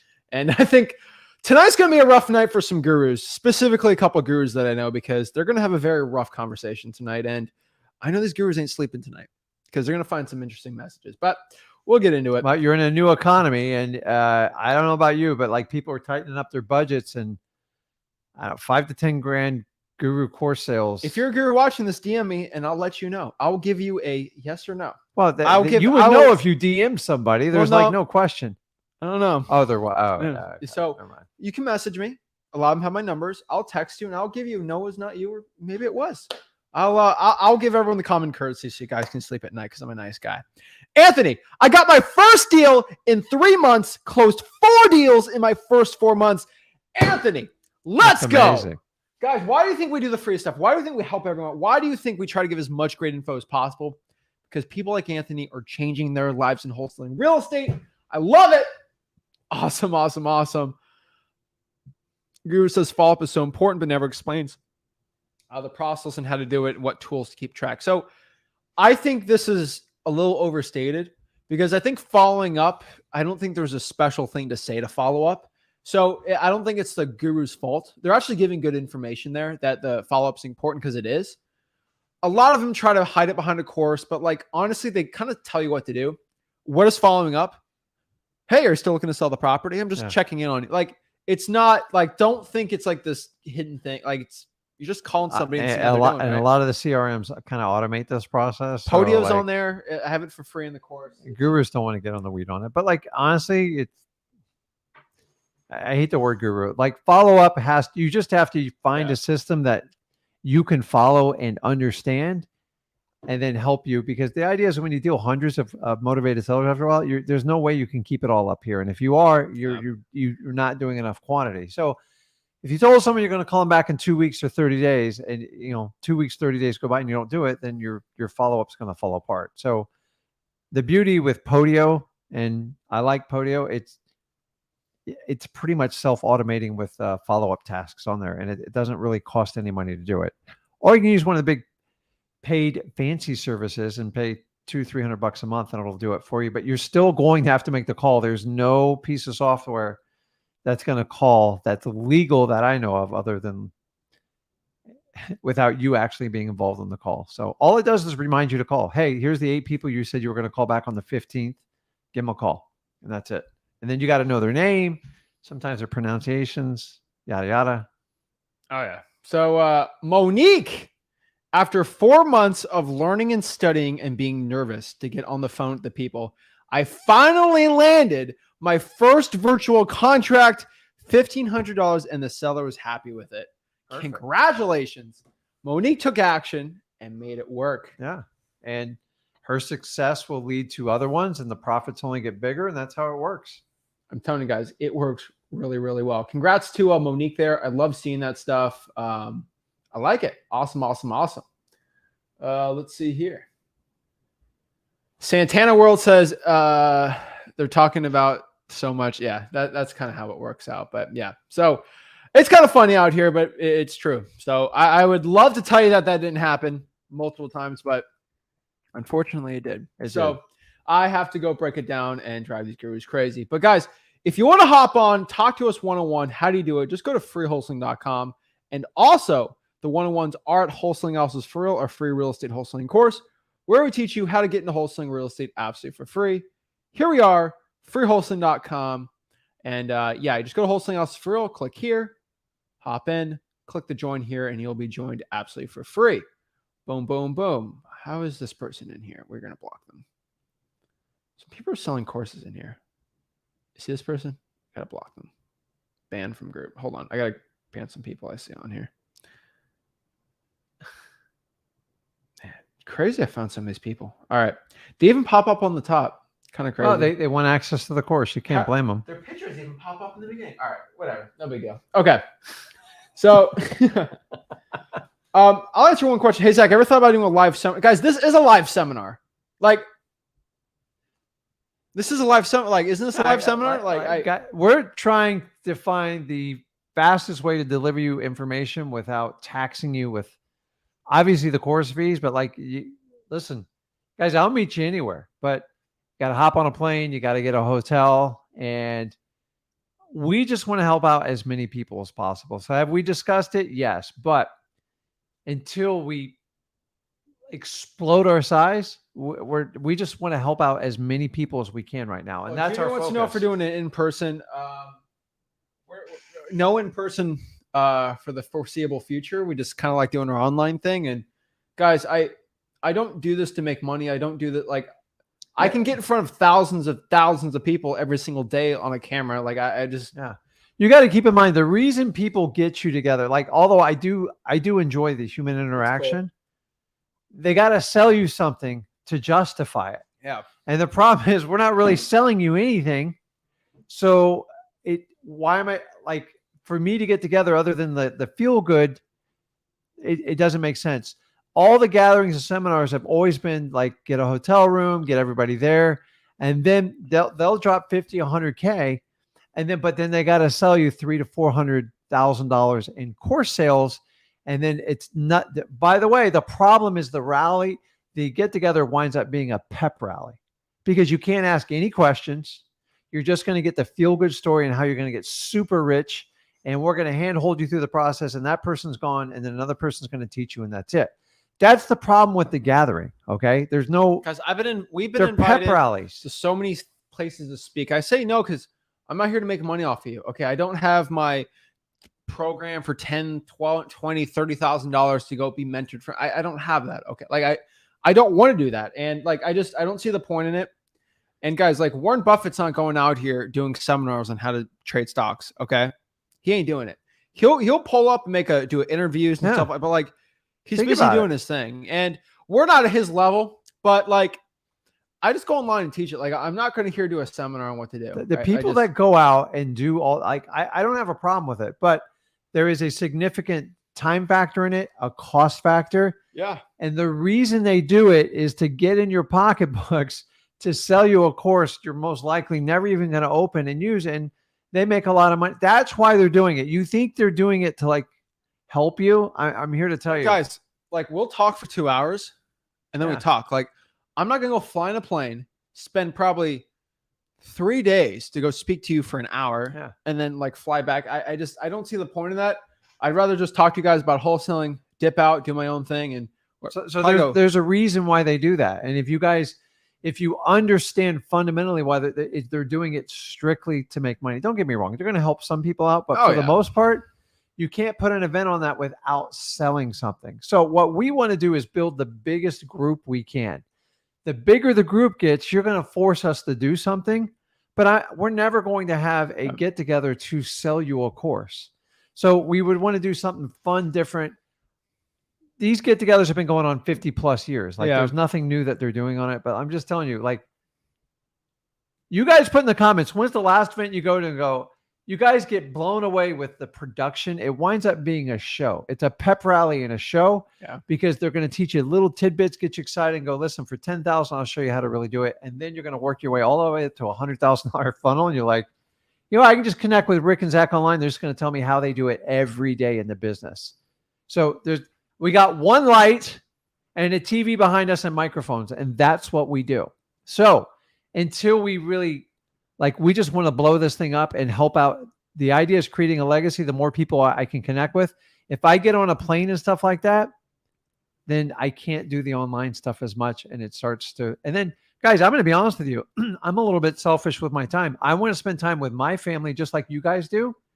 If I get on a plane or something, I want to go like vacation or like meet some friends, something like that. Yeah, I'm not. Yeah, it's stupid. It's not going to happen this year, but I'm just explaining you. When you guys do that, you're going to a prepaid pep rally. There is a reason for it. And by the way, they all get together and figure out how they can get your money. There are groups going on right now as we speak, trying to mastermind, and they're going to find people like you. You know what the qualifications to be a coach are now? 3 deals. If you've done 3 deals, you have a specialty and you can charge people $5,000 or $10,000 a pop, and they're going to show you how to do it without any type of following, and you can be just like me. And that's the biggest problem I see in our business right now. And the way me and Zach are teaching this is fundamentally different. It's new, it's exciting, and it's all about you, okay? We have taken the us out of the factor. If it was about my ego, I'd be going on stage and wearing headphones. And you ever see those, like, you guys see those little costume bags where they like have like, you know, be that glitzy realtor? Oh, jeez. So like I did see one for the wholesale the other day. Oh, Lord. It said bad RVs, bad comps, whole lot of attitude. And so like I thought maybe we should make one up for the gurus. You include the headset, the jacket, you know, don't get it. The hype deal. But I'm just telling you guys, there's a reason we don't do it, because the one thing I found out with gurus, and like full admission here, some of my friends, is they do it because number one, it gives validation, and number two, it feeds the ego. Like, who doesn't want to stand in front of a bunch of people and feel important? Like, I get it, but like I'm at the age where my ego doesn't mean a lot to me anymore, and I don't care about that part. So yeah, I'd be wearing a suit jacket if I cared what you guys thought about me. And you guys know the theory behind the jacket. It makes them the most important person in the room. And to me, that is nothing but like self-serving. And the reason why they're the most important person in the room, because they're going to guide you to be like them, and you got to take their course to get there. So I'm all about selling stuff, but I think in the wholesaling space, you guys have been beyond abused. And for some reason, our business is probably one of the most abused industries for coaching. And that's why we are so different. And that's why we don't get endorsed by any other guru, because you understand it is an entire posse that forms together. I'll make money off your users. You make money off my users, and we'll collaborate and we'll all win. But the problem is you guys get confused and you get frustrated, and then you wind up with me and Zach. And so one last question, and then we'll get out of it. But yeah, we might do some in-person stuff. It's going to be, I'd call it small. We're getting a lot of subscribers every month, so it's going to get harder over time to have a small audience of people. Yeah. Maybe you do one in like, I don't know, middle of nowhere, but like, so somebody put on there, you guys, you only got like 22 viewers. what I could care less. How many No, I know, viewers but could keep get. in mind there's multiple channels that we're on. The problem is I get that I get someone saying that. I could care less how many subscribers, viewers. I don't dedicate how good I am. I just think about one person watching this that changes their trajectory in wholesaling. If I worried about, like, you never meet Zach, we never start off like, we have 800 people on here live. That is nothing but self-serving ego. Congratulations, you are the biggest, you are the baddest. Like, it doesn't help you as the viewer knowing there's 800. Does it validate it for you? Who cares? Whatever. Everybody started with one, and then where you end up. We just want to help, and Yeah, that's the it. truth. So last question here, we'll get into it, but like, I get asked this question all the time from Paula. You know, why do you guys do this? The gurus obviously do it for money. What's their motivation? What's their motivation? Their motivation is money. What's your motivation for teaching us? I'll just tell you straight up what it is. And I mean, you could argue about this every single day of the week. Yeah. But I sort of started the YouTube channel, and not selfishly, well, kind of selfishly. I was flipping houses with you, right? 19 years old. And I was like, this is pretty cool. Not like, no one believed that a 19-year-old was going on appointments, getting checks, closing deals, and doing all this. It was unheard of in 2017, 2018 when I was doing this. I was like, you know what? I loved all these like house flipping shows. And ironically, because of the YouTube channel, I made it like a house flipping show. Multiple bids from major networks for us to actually be a part of house flipping shows. And I denied every single one because they said, you're going to have to change the content you make. You can't be so crazy. And I'm like, no, never mind. I don't want to do it. And they offer what, $3-4 grand an episode for each person. And yeah, but you got to. And they're like, all right, we have some of these actors we want you to put in. I'm like, no, I'm not doing this. And I don't want to mention the TV network because they'll get upset if the secrets come out. But ironically, I made it like a TV show, and then everyone tries to get us a TV show. But like, here's the problem. I wanted to make it like, I just want to document my journey and be like, you know how cool it'd be if I could document from the beginning? Because you said, I think you started by, you said, you know how cool it'd be if I could document me starting wholesaling in like high 20 school. years ago. Yeah, that's what you said. I was like, while he was wrestling, I was like, fine. I took my phone. I just started, hey guys, I'm doing a deal. Here's it is. Here's the numbers, all this stuff. And just eventually I started putting you behind the camera. I'm like, hey, because he's told me something about cash buyers. I'm like, that's good. I didn't know how. I didn't know how to operate I'm like, say that about cash buyers again. And we posted it, and I thought it was pretty cool. And so the YouTube channel just became its thing. I just started just talking about it because I thought it was kind of cool. I had a hobby of it, and I thought it was cool. Eventually, I'm like, you know what? I thought it was hot stuff. I got 50 subscribers. I'm like, dang, the people like my stuff. Yeah. I am the man. And so I said to myself, I'm like, you know what? My dad taught me this business absolutely for free. Like, you had to pay money to learn this business, right? Because that's how the game used to work. And you taught me it for free. Nobody else was able to learn for free. This is unfair. I went on YouTube and I was not able to get any good information starting out. What if I can be the one person that could change things and just make it for free? How can I be the dad for you guys? Because you were the dad for me that taught me wholesaling. How can I be the person to teach you wholesaling for free? And that's how we kind of came to be. So what's my motivation? I want to be the person that, unfortunately, we sacrifice millions of dollars to make this content because I could charge you all this, but we just do it for free now. Like, we are still the only person who gives free content like this out, like completely without masterminds, discords, any of this stuff. We're the only person that does it. The only. And it's sad. After all this time, we're still the only people. And you think it'd catch on by now? It's not catching on. I don't know why. But because I think it's crazy what we do. Free. I'm so above free. But that's the problem. So I kind of looked at it. You know, I loved Gary Vee starting out. He gave it all for free. Yeah. It kind of helped him out. And so my main motivation for teaching you is when the day happens where I pass away, which we never know. No one ever knows, right? My legacy will be cemented as the person that taught you guys wholesaling for free. And hopefully by the time our time's gone, wholesaling can be taught for free because it changed my life. I want you guys' life to be changed. Unfortunately, if we kept the guru ways, when the guru passes, there's just a new guru trying to sell you something. And then the wholesaling industry is just this crazy guru pitch fest that you have to pay money to do. And I made it my life's mission to help you guys learn wholesaling for free, real estate investing, all this stuff for free. So that's why we do it. I just want to help people out for free. Yes, you guys send me deals, which makes me a good amount of money. That's another motivation. Ain't gonna be upset over that. But honestly, that's kind of what we do. And if I can kind of teach people how to wholesale real estate the right way without paying a guru, There's so many broke, and I look at it as a charity, and we do charity, but we don't talk about charity. I've told every single person. Now, if you have to made get fun. credit for charity, you're doing it wrong. Every guru that does a charity thing, every time I've seen a guru give $100 to a homeless person, or we have given hundreds. waitresses. We have done that all the time. We've given $100 to homeless people. We don't talk about it. Every single time you do this. Ready? Yeah. Here's $100, sir. That's what's called a paid. That's called a paid advertisement. I'm going to give you a good tip. If you're going to give something to someone, just give it to the goodness of your Hold on, heart. I got to give a good picture of the tip I just sent to the guys. You know, my favorite is Christmas time. I just paid off someone's $300 layaway.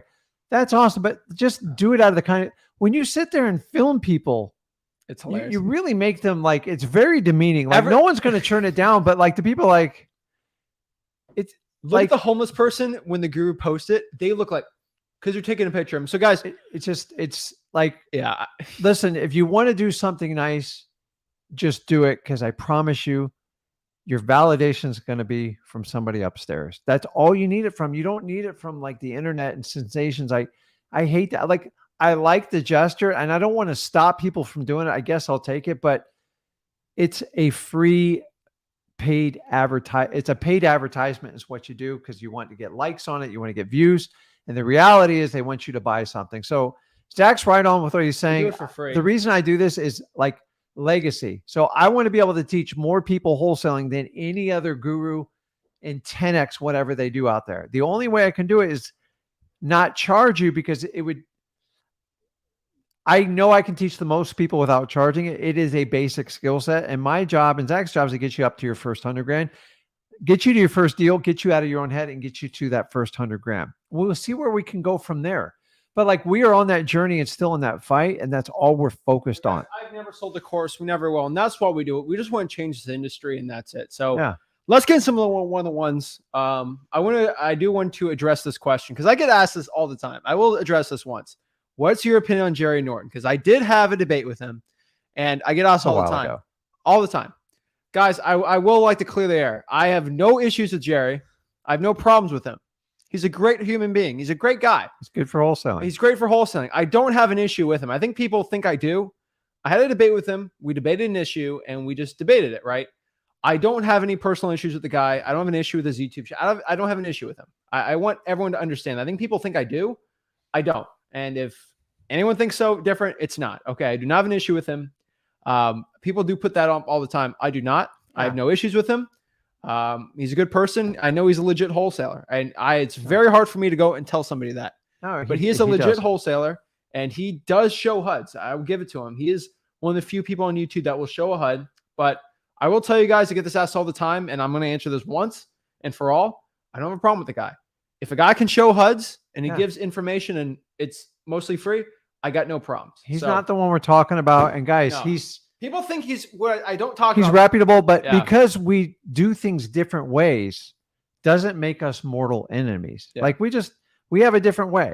We just have a different way of doing it. And I'm okay with it. Like Jerry seems to be okay with so move on. There's no big deal here just because, it's really cool because we're the only, I think Zach's the only one and Jerry who went and you know how hard it is to do like a live debate on something. It's like, it's usually political. And I think it helped everybody out. It was pretty political if you really look at it. Yeah, but it's like it did. See, the thing is when you start asking questions and it's two-sided and this isn't about Jerry, but a lot of times when you go to these pep rallies and stuff like you do, you're just getting fed information and you have no way to validate it, ask questions or do anything. So the idea of like that debate that's probably the one-time event only is you had two highly educated people that are in the wholesale space with a great influence. And Jerry is much bigger. He's been doing it a lot longer than Zach on camera. And it's a raw emotion to do that. And then when you have two very capable people, there's going to be conflict, but the conflict's good as long as it keeps civil. We just had difference of opinions, guys. I have no problem with him. That's kind of how I'm going to end this. Yeah, that's it. We have no issue with him. He is somebody we don't have any issues with. And I'm not saying anything bad about him. There's nothing bad to say.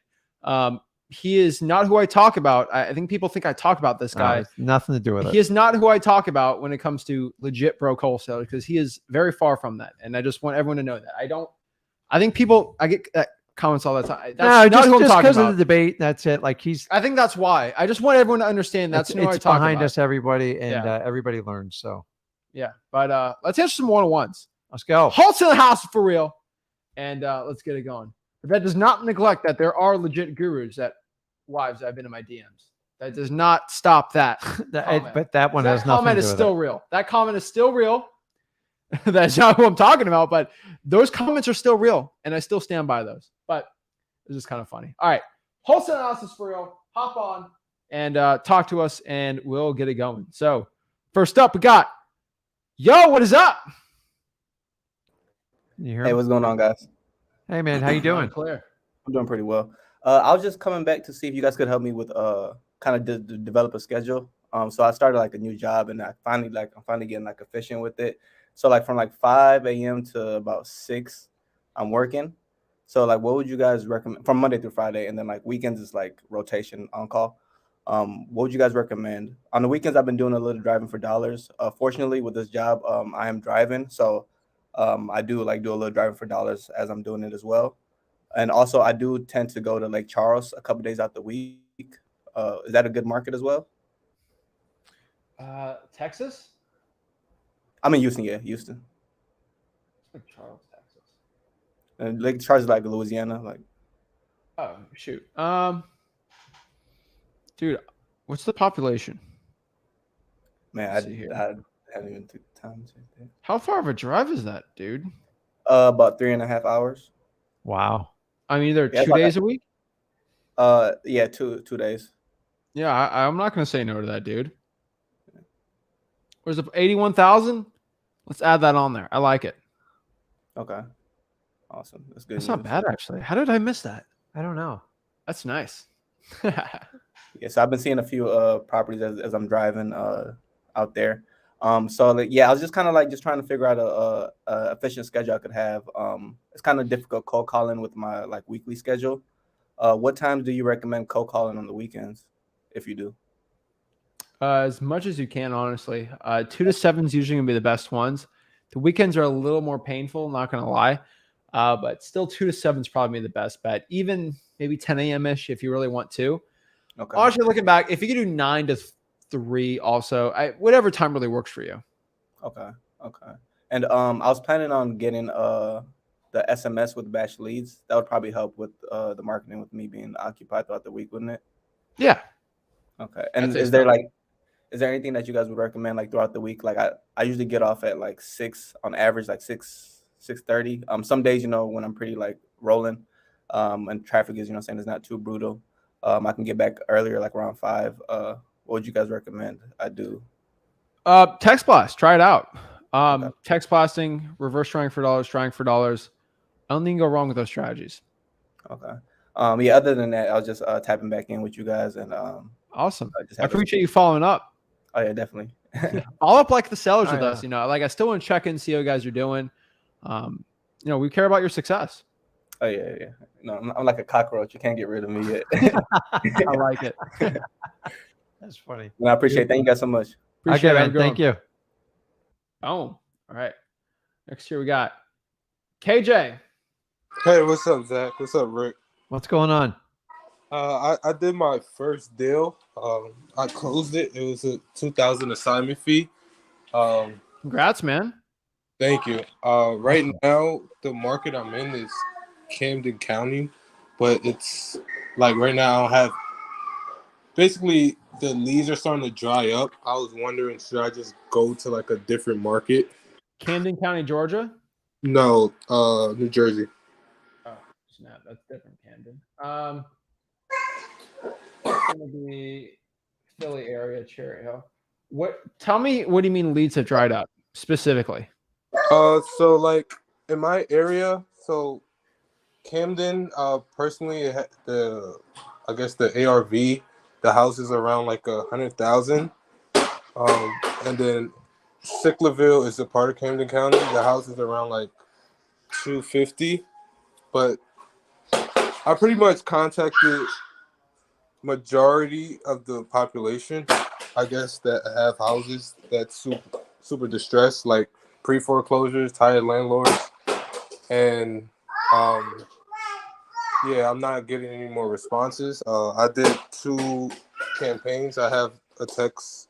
I use REI Reply, and I ran that basically twice to multiple, I guess, areas, but no one's interested in selling. Should I go to like a different market? Let me ask you a question, KJ. Mhm. You pulled all the probates, Yes, all the arrest records. I didn't do arrest records. Oh, okay. All the tax delinquencies. Do you get that from the property appraiser? Yeah, I got that. Yeah. How far back? All of them, right? Yeah, the farthest one I got is 1971. Okay.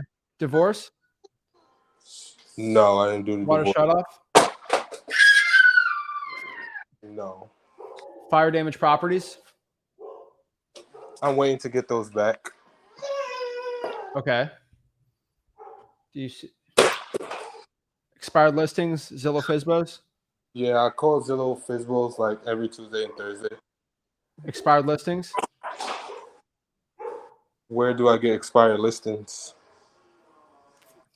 Freewholesaling.com. Look it up. It's in there. Okay. So how many people? I'm just telling you, there's half a yeah. million people, and you tell me you've pulled every single lead, and then you say you haven't. So just remember the mindset you're putting on when you're talking to us. I pulled all the leads. There's no other leads I can pull. Wait, no, I didn't pull that lead. So I'm just letting you know. Did you pull the code violations for the cities and counties also? Yeah. So for a couple of the cities in the county, they don't have any code violations for the last 6 months. So I had to do the opera request for each county, for the county and the cities, and everything I got back was that there's no code violations in the last 6 months. Okay. Do you go in person? No, I didn't. Go in person. Okay. Yeah, you You have a can't give up. huge population Yeah. there in that county. Did you pull the credit card debt lien lists? No. The IRS debt lien lists? Yes. Pre-foreclosures. Yeah, pre-foreclosures, probates. Pre-nods? You said pre-nods? Pre-notice of defaults? Yeah. Okay. I mean, there's clear holes here. There's probably 7 or 8 lists you haven't pulled, Okay. right? Yeah. And how many drawing for dollars leads have you done?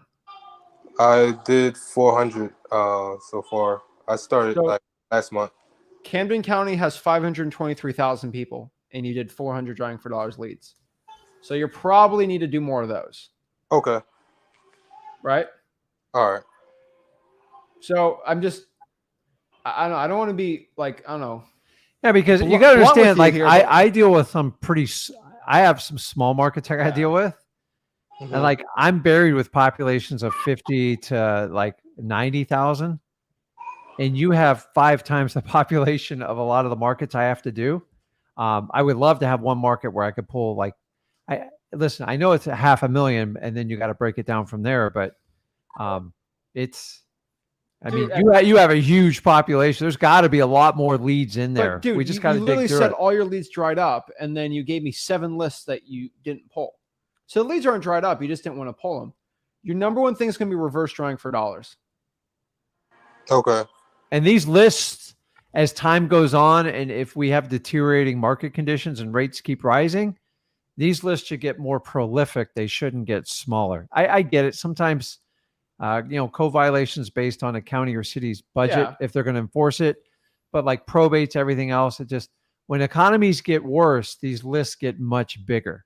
Pre-foreclosures, divorces, tax delinquencies, water shutoffs, they only get worse. They don't get better. In a good economy, the lists shrink down and you can potentially have a little bit more limited of market. But like, if you ever tell yourself, I've tapped the market, I promise you haven't even scrapped it, because I used to use this excuse all the time. I'm telling you, you have a huge population. Find ways to do it. Remember, if you use any of the premium list pulling service, listrei.com, zachdata.com, you can harvest the 10,000 a month out of there on the vacants, the zombie properties. Like it's endless what you can do. HOA liens. I promise you, you just got to just find more ways to find it. So Okay. it's okay that you don't know. Like I love your effort. Like I'm not knocking it all, but like, man, like that you potentially have 525,000 leads within that county. Okay. And then like, I know there's a certain population that always are going to have a distressed sale. You've got to find a way to connect to them. It's sometimes we give you the ways we know how it works. The problem is I don't know how to go in your county and exactly extract that list. It's a little bit different each one, but just make a checklist of all the different types of lists. And then do you use like, you don't have to, but do you use List REI or do you use like Batch or any services like that? Yeah, I use List REI. Do you maximize the amount of leads you can get out of it every month? Yeah, 10,000. Yeah. Okay. Yeah. So how many people are you calling on average per month? Like I don't know. I assume is it cold calling is your method of operation? No texting. I have a 9 to 5. Okay. So how many text blasts are you sending out on like a at either a weekly or a monthly basis? So weekly, I'm doing 640. A week? Yeah. So you're doing 100 a day? So the campaign is on Monday, and it like goes the whole week. I mean, dude, that's not a lot, man. 600 is very low. Yeah, I know because you're using a cheaper service. That's fine, but like that's very low, dude. And that's why I'm telling you to do reverse drawing for dollars. Okay. Look for that, and then like just just broaden your horizons. Maybe look at like some cold calling. I know everyone's got limitations, but like it's up to you to try to expand your mind. I promise you, it is not a shortage of distressed leads in your market. It's just you got to be honest with yourself. Go, listen, I only got so much of a budget, and I'm okay with that. Just understand, like you have to put in a little more hustle to do it. And that's not the worst way to get started in wholesaling. I already told you the people who start with the most amount of money in wholesaling, they usually struggle the most in the long run because they get spoiled. They get a lead or two, spend 10 grand, they spend another 10 grand on a coach, and then they're never really profitable. And then the people who go through that struggle in the beginning and try to do it on a budget and try to make everything work. I was that guy. Like I only had so much money and I had to make it work. And I'm just telling you, once you discover it, you can reinvest some of those profits and then you can expand it, because I would be ecstatic to work with a population of over 500,000. That's like, but I don't, those aren't the markets I do. We never dry up on our leads, and we have about 250,000, half your population. So just keep that in mind, dude. Okay. Thank you. Okay, man, just keep going. Just expand your mind. I'm telling you, they're there. You just got a little more resourcefulness. If you can't use the resources, you're going to have to use your own resourcefulness. You are your most valuable resource, and you know that. Try for dollars. So use it. So just try to fill it up, fill in the gaps till you get some more money in and invest back in so you can maybe scale it a little bit more with like cold calling or be able to triple your SMS campaigns. Oh, yeah. Thank you. Okay, bud. Good luck. He doesn't need it. You got to go out and do it. But you see how like you start breaking like 640 a week. I'm like, I'm doing the math here. That's what, 2,500, 3,000 leads in a month. How are you maxing out 10,000 if you're only doing 3,000? It's not a lot. And so like, no, I do it. It's just to help everybody out. And like, it doesn't, guys, all the questions you all have the same questions and the same problems. And the idea of doing these one-on-ones is maybe someone's not bold enough to ask the questions. I'll tell you this, if he's texting 600 drawing for dollars leads, that's enough. But I know it's not. Yeah. I know it's not. So that's the main issue here, guys. But let's go here. All right. Next year we got Antone. What's up? Hey, what's up? What's going on, man? All right, so I just got off a call with a probate seller, and it's her grandmother's house, and she wants to sell the house immediately. Okay. But there's tenants in there that they just get in there, they are high every day, and they don't want to get out of the house. And are they she already filed for eviction. Okay. What state? It's in Baltimore. Okay. I mean, they're not that bad. So what's the problem? Yeah. Basically, I'm just figuring out. I just started calling, so yeah. I've been calling all week, but this is the first lead. Bro, this is Baltimore, man. This ain't gonna be the first crazy tenant situation you're gonna deal with. All right. So how would you recommend I proceed from here? So let me ask you this: have you you have an idea of is this local or are you doing it virtual? Local. Okay. Have you drove by the house or you have any idea of the condition of it? She said that the grandmother did some work on the house before, so it's kind of like she has a 2 apartment thing going on. Okay. And then she said she drove past and she saw some windows were broken, so they're not taking care of the house at all. Yeah. So, dude, dude, you're gonna have people like run you over on this live because this is the greatest problem you can ever have. So, have you discussed an offer with her? Have you gone through any numbers? She said she doesn't know what the house is worth, so Okay, she doesn't even know where to start. How old do you think she is? Like, just guesstimating. I would say she has a 3-year-old, so 30s or 20s. Okay. So you're not dealing with an elderly person. So, you just gotta have. So you're gonna have to like build. So how many times have you spoken to her? 1. Okay. So you got to keep this up and going. Okay.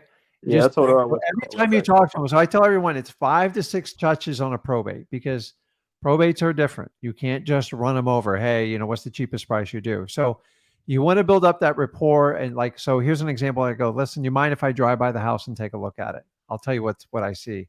And then after a while, like you are their like informant, they're confident. And then you want her to say like, what can we do to get this done? Or like, what would you do in my situation? And then here, Antoine, all you got to do is say, listen, what do you need to get this done? Like, don't say, what are you asking? What should I offer? Just say, hey, what do you need for it to make this real simple? Because you buying it with problem tenants is you're solving a huge problem for her. So number one, she's got a probate and I'm sure there's emotions and it's her grandmother's house. It's hard. Okay. And then number two, they have a tenant in there. Let me ask you this. Who put the tenant in there? Did grandma put her in there or did she put him in there? I actually didn't ask. I would assume it's the grandmother since she was doing work on the house before she passed. Okay. So I assume these tenants aren't paying? I would assume not, no. Okay. So you got one or two ways. You can buy the house and wait till the tenants clear out. When you have squatters, that's how the preferable method. But wait, was it a 30-day eviction? I believe she said the eviction date was set for November 9th. Oh, that's pretty. Okay. That's actually not bad, man. I know you're in a good position with it. You got to discuss numbers with it and don't make it awkward. I get it. You don't have the experience for it, but just ask her just like this. Build up a little bit more rapport. Don't hit her like right off the bat. And I assume she wants to sell it, right? Yeah. And she's probably saying, well, I can't sell it to you till I get the tenants out of there and I get the probate complete, right? No, she said that her lawyer only told her she needs to get the tenants out first. Okay. So, I mean, I'm looking here. Your biggest obstacle might be like the lawyer, but you just got to discuss a number with her. Honestly, yeah, like you say, discuss a number. The tenant should be out on the 9th, right? So honestly, I would try to close on the 30. Try to close November 30th. Okay, tenant will be out the 9th. Yeah. Bring a cash buyer in a week of. Give it a couple weeks for the closing, and boom, close it. Right. Get a price. Sign the contract. Get tenant out of there. Bring cash buyer in. Assign money. That's how you do it. And just ask her, hey, what do you need? What do you need to get this done? And just shut up. See what she says. And then just understand wherever she starts out, it's just a starting point. And she'll say, she might go, I don't know. Like, what do you think it's worth? I go, it's hard to tell because of like the tenant situation. But, on a good day, it might get like this, but you have a tenant. What if I can just buy it as is and we just like put this thing to bed and, we come up with a number that works for both of us. So most people in probate like this, they just want it done. They want finality. Because to get the tenant out there to do the fix up, get it on the market, put it with a realtor, that's a lot of work. So if she thinks that you can solve it and wrap it up in 30 days, you might be your hero. Here's the catch. Okay. And I tell everybody on probate, try to work directly. I assume she's the PR or the executor on the will for the probate. Okay. So remember, if you enter into an agreement with her, it's perfectly legal and valid. She basically represents the estate. The only time you got a problem is when the lawyer wiggles their way in there. Yeah. And they're like, oh, we got to get it appraised, or we got to have a realtor give us a BPO, or we got to put it on the market, or you got to wait till this is done and that done. It's all a bunch of BS. Okay. You've got to try to connect with her before they wedge the, because then they'll go like this. Well, my lawyer told me, and then I always go like this. I say, hey, Becky, remember you told me if I could buy the house as is with this and get it done in 30 days, that would make you very happy, right? So it's not going to cost you anything to do it. We already have the title work. What's stopping you from doing it? Now they go, well, my lawyer wants me to run everything by them. Now you have to honor the lawyer, but like right now, if the lawyer's not in the way, if you can strike a deal now, then the lawyer cannot bully their way into the transaction. And that's your biggest risk right now. So you have a wonderful opportunity, like a wonderful opportunity. I mean, and then you can assign it. You can do anything you want with that property. Okay. So do you recommend I just put it under contract now or wait until the tenants are out? Now, Put it because down now. remember when the tenants are out, then it's going to be opened up to the entire market and you're going to have a ton of competition. So I would build rapport. Always guys, if you're nervous of ever talking to the seller after the first time, just have an excuse to call them back. Hey, Sue, I forgot to ask you a question about the house. And then when you have them on the phone, go, I was thinking about it. What did you say you need to get this done? And just the biggest thing you can do is silence. Let them, and sometimes I'm telling you guys, I've gone as long as a minute and asked this question, and they're just thinking about it. And if they want to give you the truth, that's great. If they want to play the games, you might have to play the games. You have a wonderful opportunity, dude, and get it done sooner than later. And here's your incentive. Number one, when the tenant moves out, that property might look worse. You can tell her that. And number two, property values are dropping in the United States. They're not going up. So you have two motivating factors plus the probate. Dude, you've hit the ultimate grand slam in wholesaling. Go get it done. Just be a decent human being and help her out. Most people in probates like this, they just want help. They don't want the drama. If they want the drama, they'll go through all of it. Who wants to deal with that crap? So I think you're in a great position. Just open up a conversation, and when you call her back, have a reason to call her back. Hey, I forgot to ask you this. Yeah, I actually told her I would call her back tomorrow. She's there. You go, man. Call. She gave me her work schedule and everything. Dude, give me the lead. I'll call it for you, man. But I mean, that's like a dream, dude. Like what you got going on, just move forward. So do your research. Have you figured out what the value of the house is? Well, I'm looking at the PropStream. I'm looking at it on PropStream right now. And, okay. The estimated value is $334,000. Okay, so I'm not familiar with Baltimore. I can't really help you on this part, but here's a rule of thumb. Don't go too deep in the weeds on the comp because you're not looking to justify it. The most important is what your seller thinks the value in their head is. Yeah. And she's already said she's not sure, right? Right. So you got to kind of help educate her a little bit. She knows she's going to get a substantial discount with tenants like this. And you just need to structure the best offer where it's a win-win for all parties. A win for you, a win for the estate and the seller, and a win for your cash buyers. A lot of you guys are forgetting about it. For Anton to be able to sell this for a decent price, he has to leave some incentive for someone to finish it out. Okay, the days of I buy it for 100, you buy it for 120, and then it's only worth like 121. Those days are over. So talk to her one more time, have an excuse to call her back, and just start diving into the numbers. And remember, don't go too deep on the comps. It's going to be a range. It might be 300 to 320. Stay on the conservative side and just figure out what you think the estimated rehab is. And then just kind of minus off on there and then just give her a carefree offer that will solve her problem. And I think you'll be able to work with her. But if you wait till the tenant's out, you're going to have a ton of competition. And that's why I don't want you to wait too long. Okay. I'll talk to her again tomorrow. Okay, let us know the result, man. I'll be on tomorrow, man. That's a good problem. Everybody in the comments like, man, give me that lead. I'll deal with it. Like, I mean, the coolest part is the eviction is already being done. Yeah. You don't have to worry about that. Usually, and by the way, a lot of times they don't even want to deal with the eviction. So then you got to so it's already happening on the 9th. Correct, but the more problems there are, like honestly, it's the bigger opportunity because people don't want to deal with it. So it's a good deal, man. The point is, get a contract, get the tenant out of there, cash buyer. Make some money. Make it easy for the seller, and it'll be a good win-win situation. So just stay on it, call it back, have an excuse to call back, and do not wait.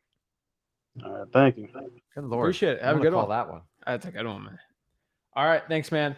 But yeah, guys, that is it. That is how you get your first deal, guys. Because so many people have that problem. Like, These deals are out here. You just got to go after it. You just got to get them, guys. This business is all about the action you take and how much confidence you're going to have in going after them, guys. I'm telling you, if you take this action, you go to freewholesaling.com. You go to freewholesaling.com. Also on the bottom, you can get started wholesaling real estate and learn for free, guys. This is Zach Ginn signing out. This is Rick Ginn signing out. We have a live stream tomorrow. Live stream tomorrow. We are going to be at a family event next week. So traveling. Wednesday we'll have a live stream. But we'll have recorded videos for everything on the week. But it'll be fun. There'll still be content. Still be good to go. But we'll have a good time. So guys, I missed out. Jump on tomorrow. And like Nicole, Benji, I've talked to Benji a few times. You still do your live stream Monday, so you'll be good. Yeah, and Friday then next Monday. week, I'm still doing my live stream Sunday. So it's all good. So guys, awesome. appreciate it. Make sure you guys hit that like button, subscribe, go to freewholesaling.com, and we'll see you guys soon.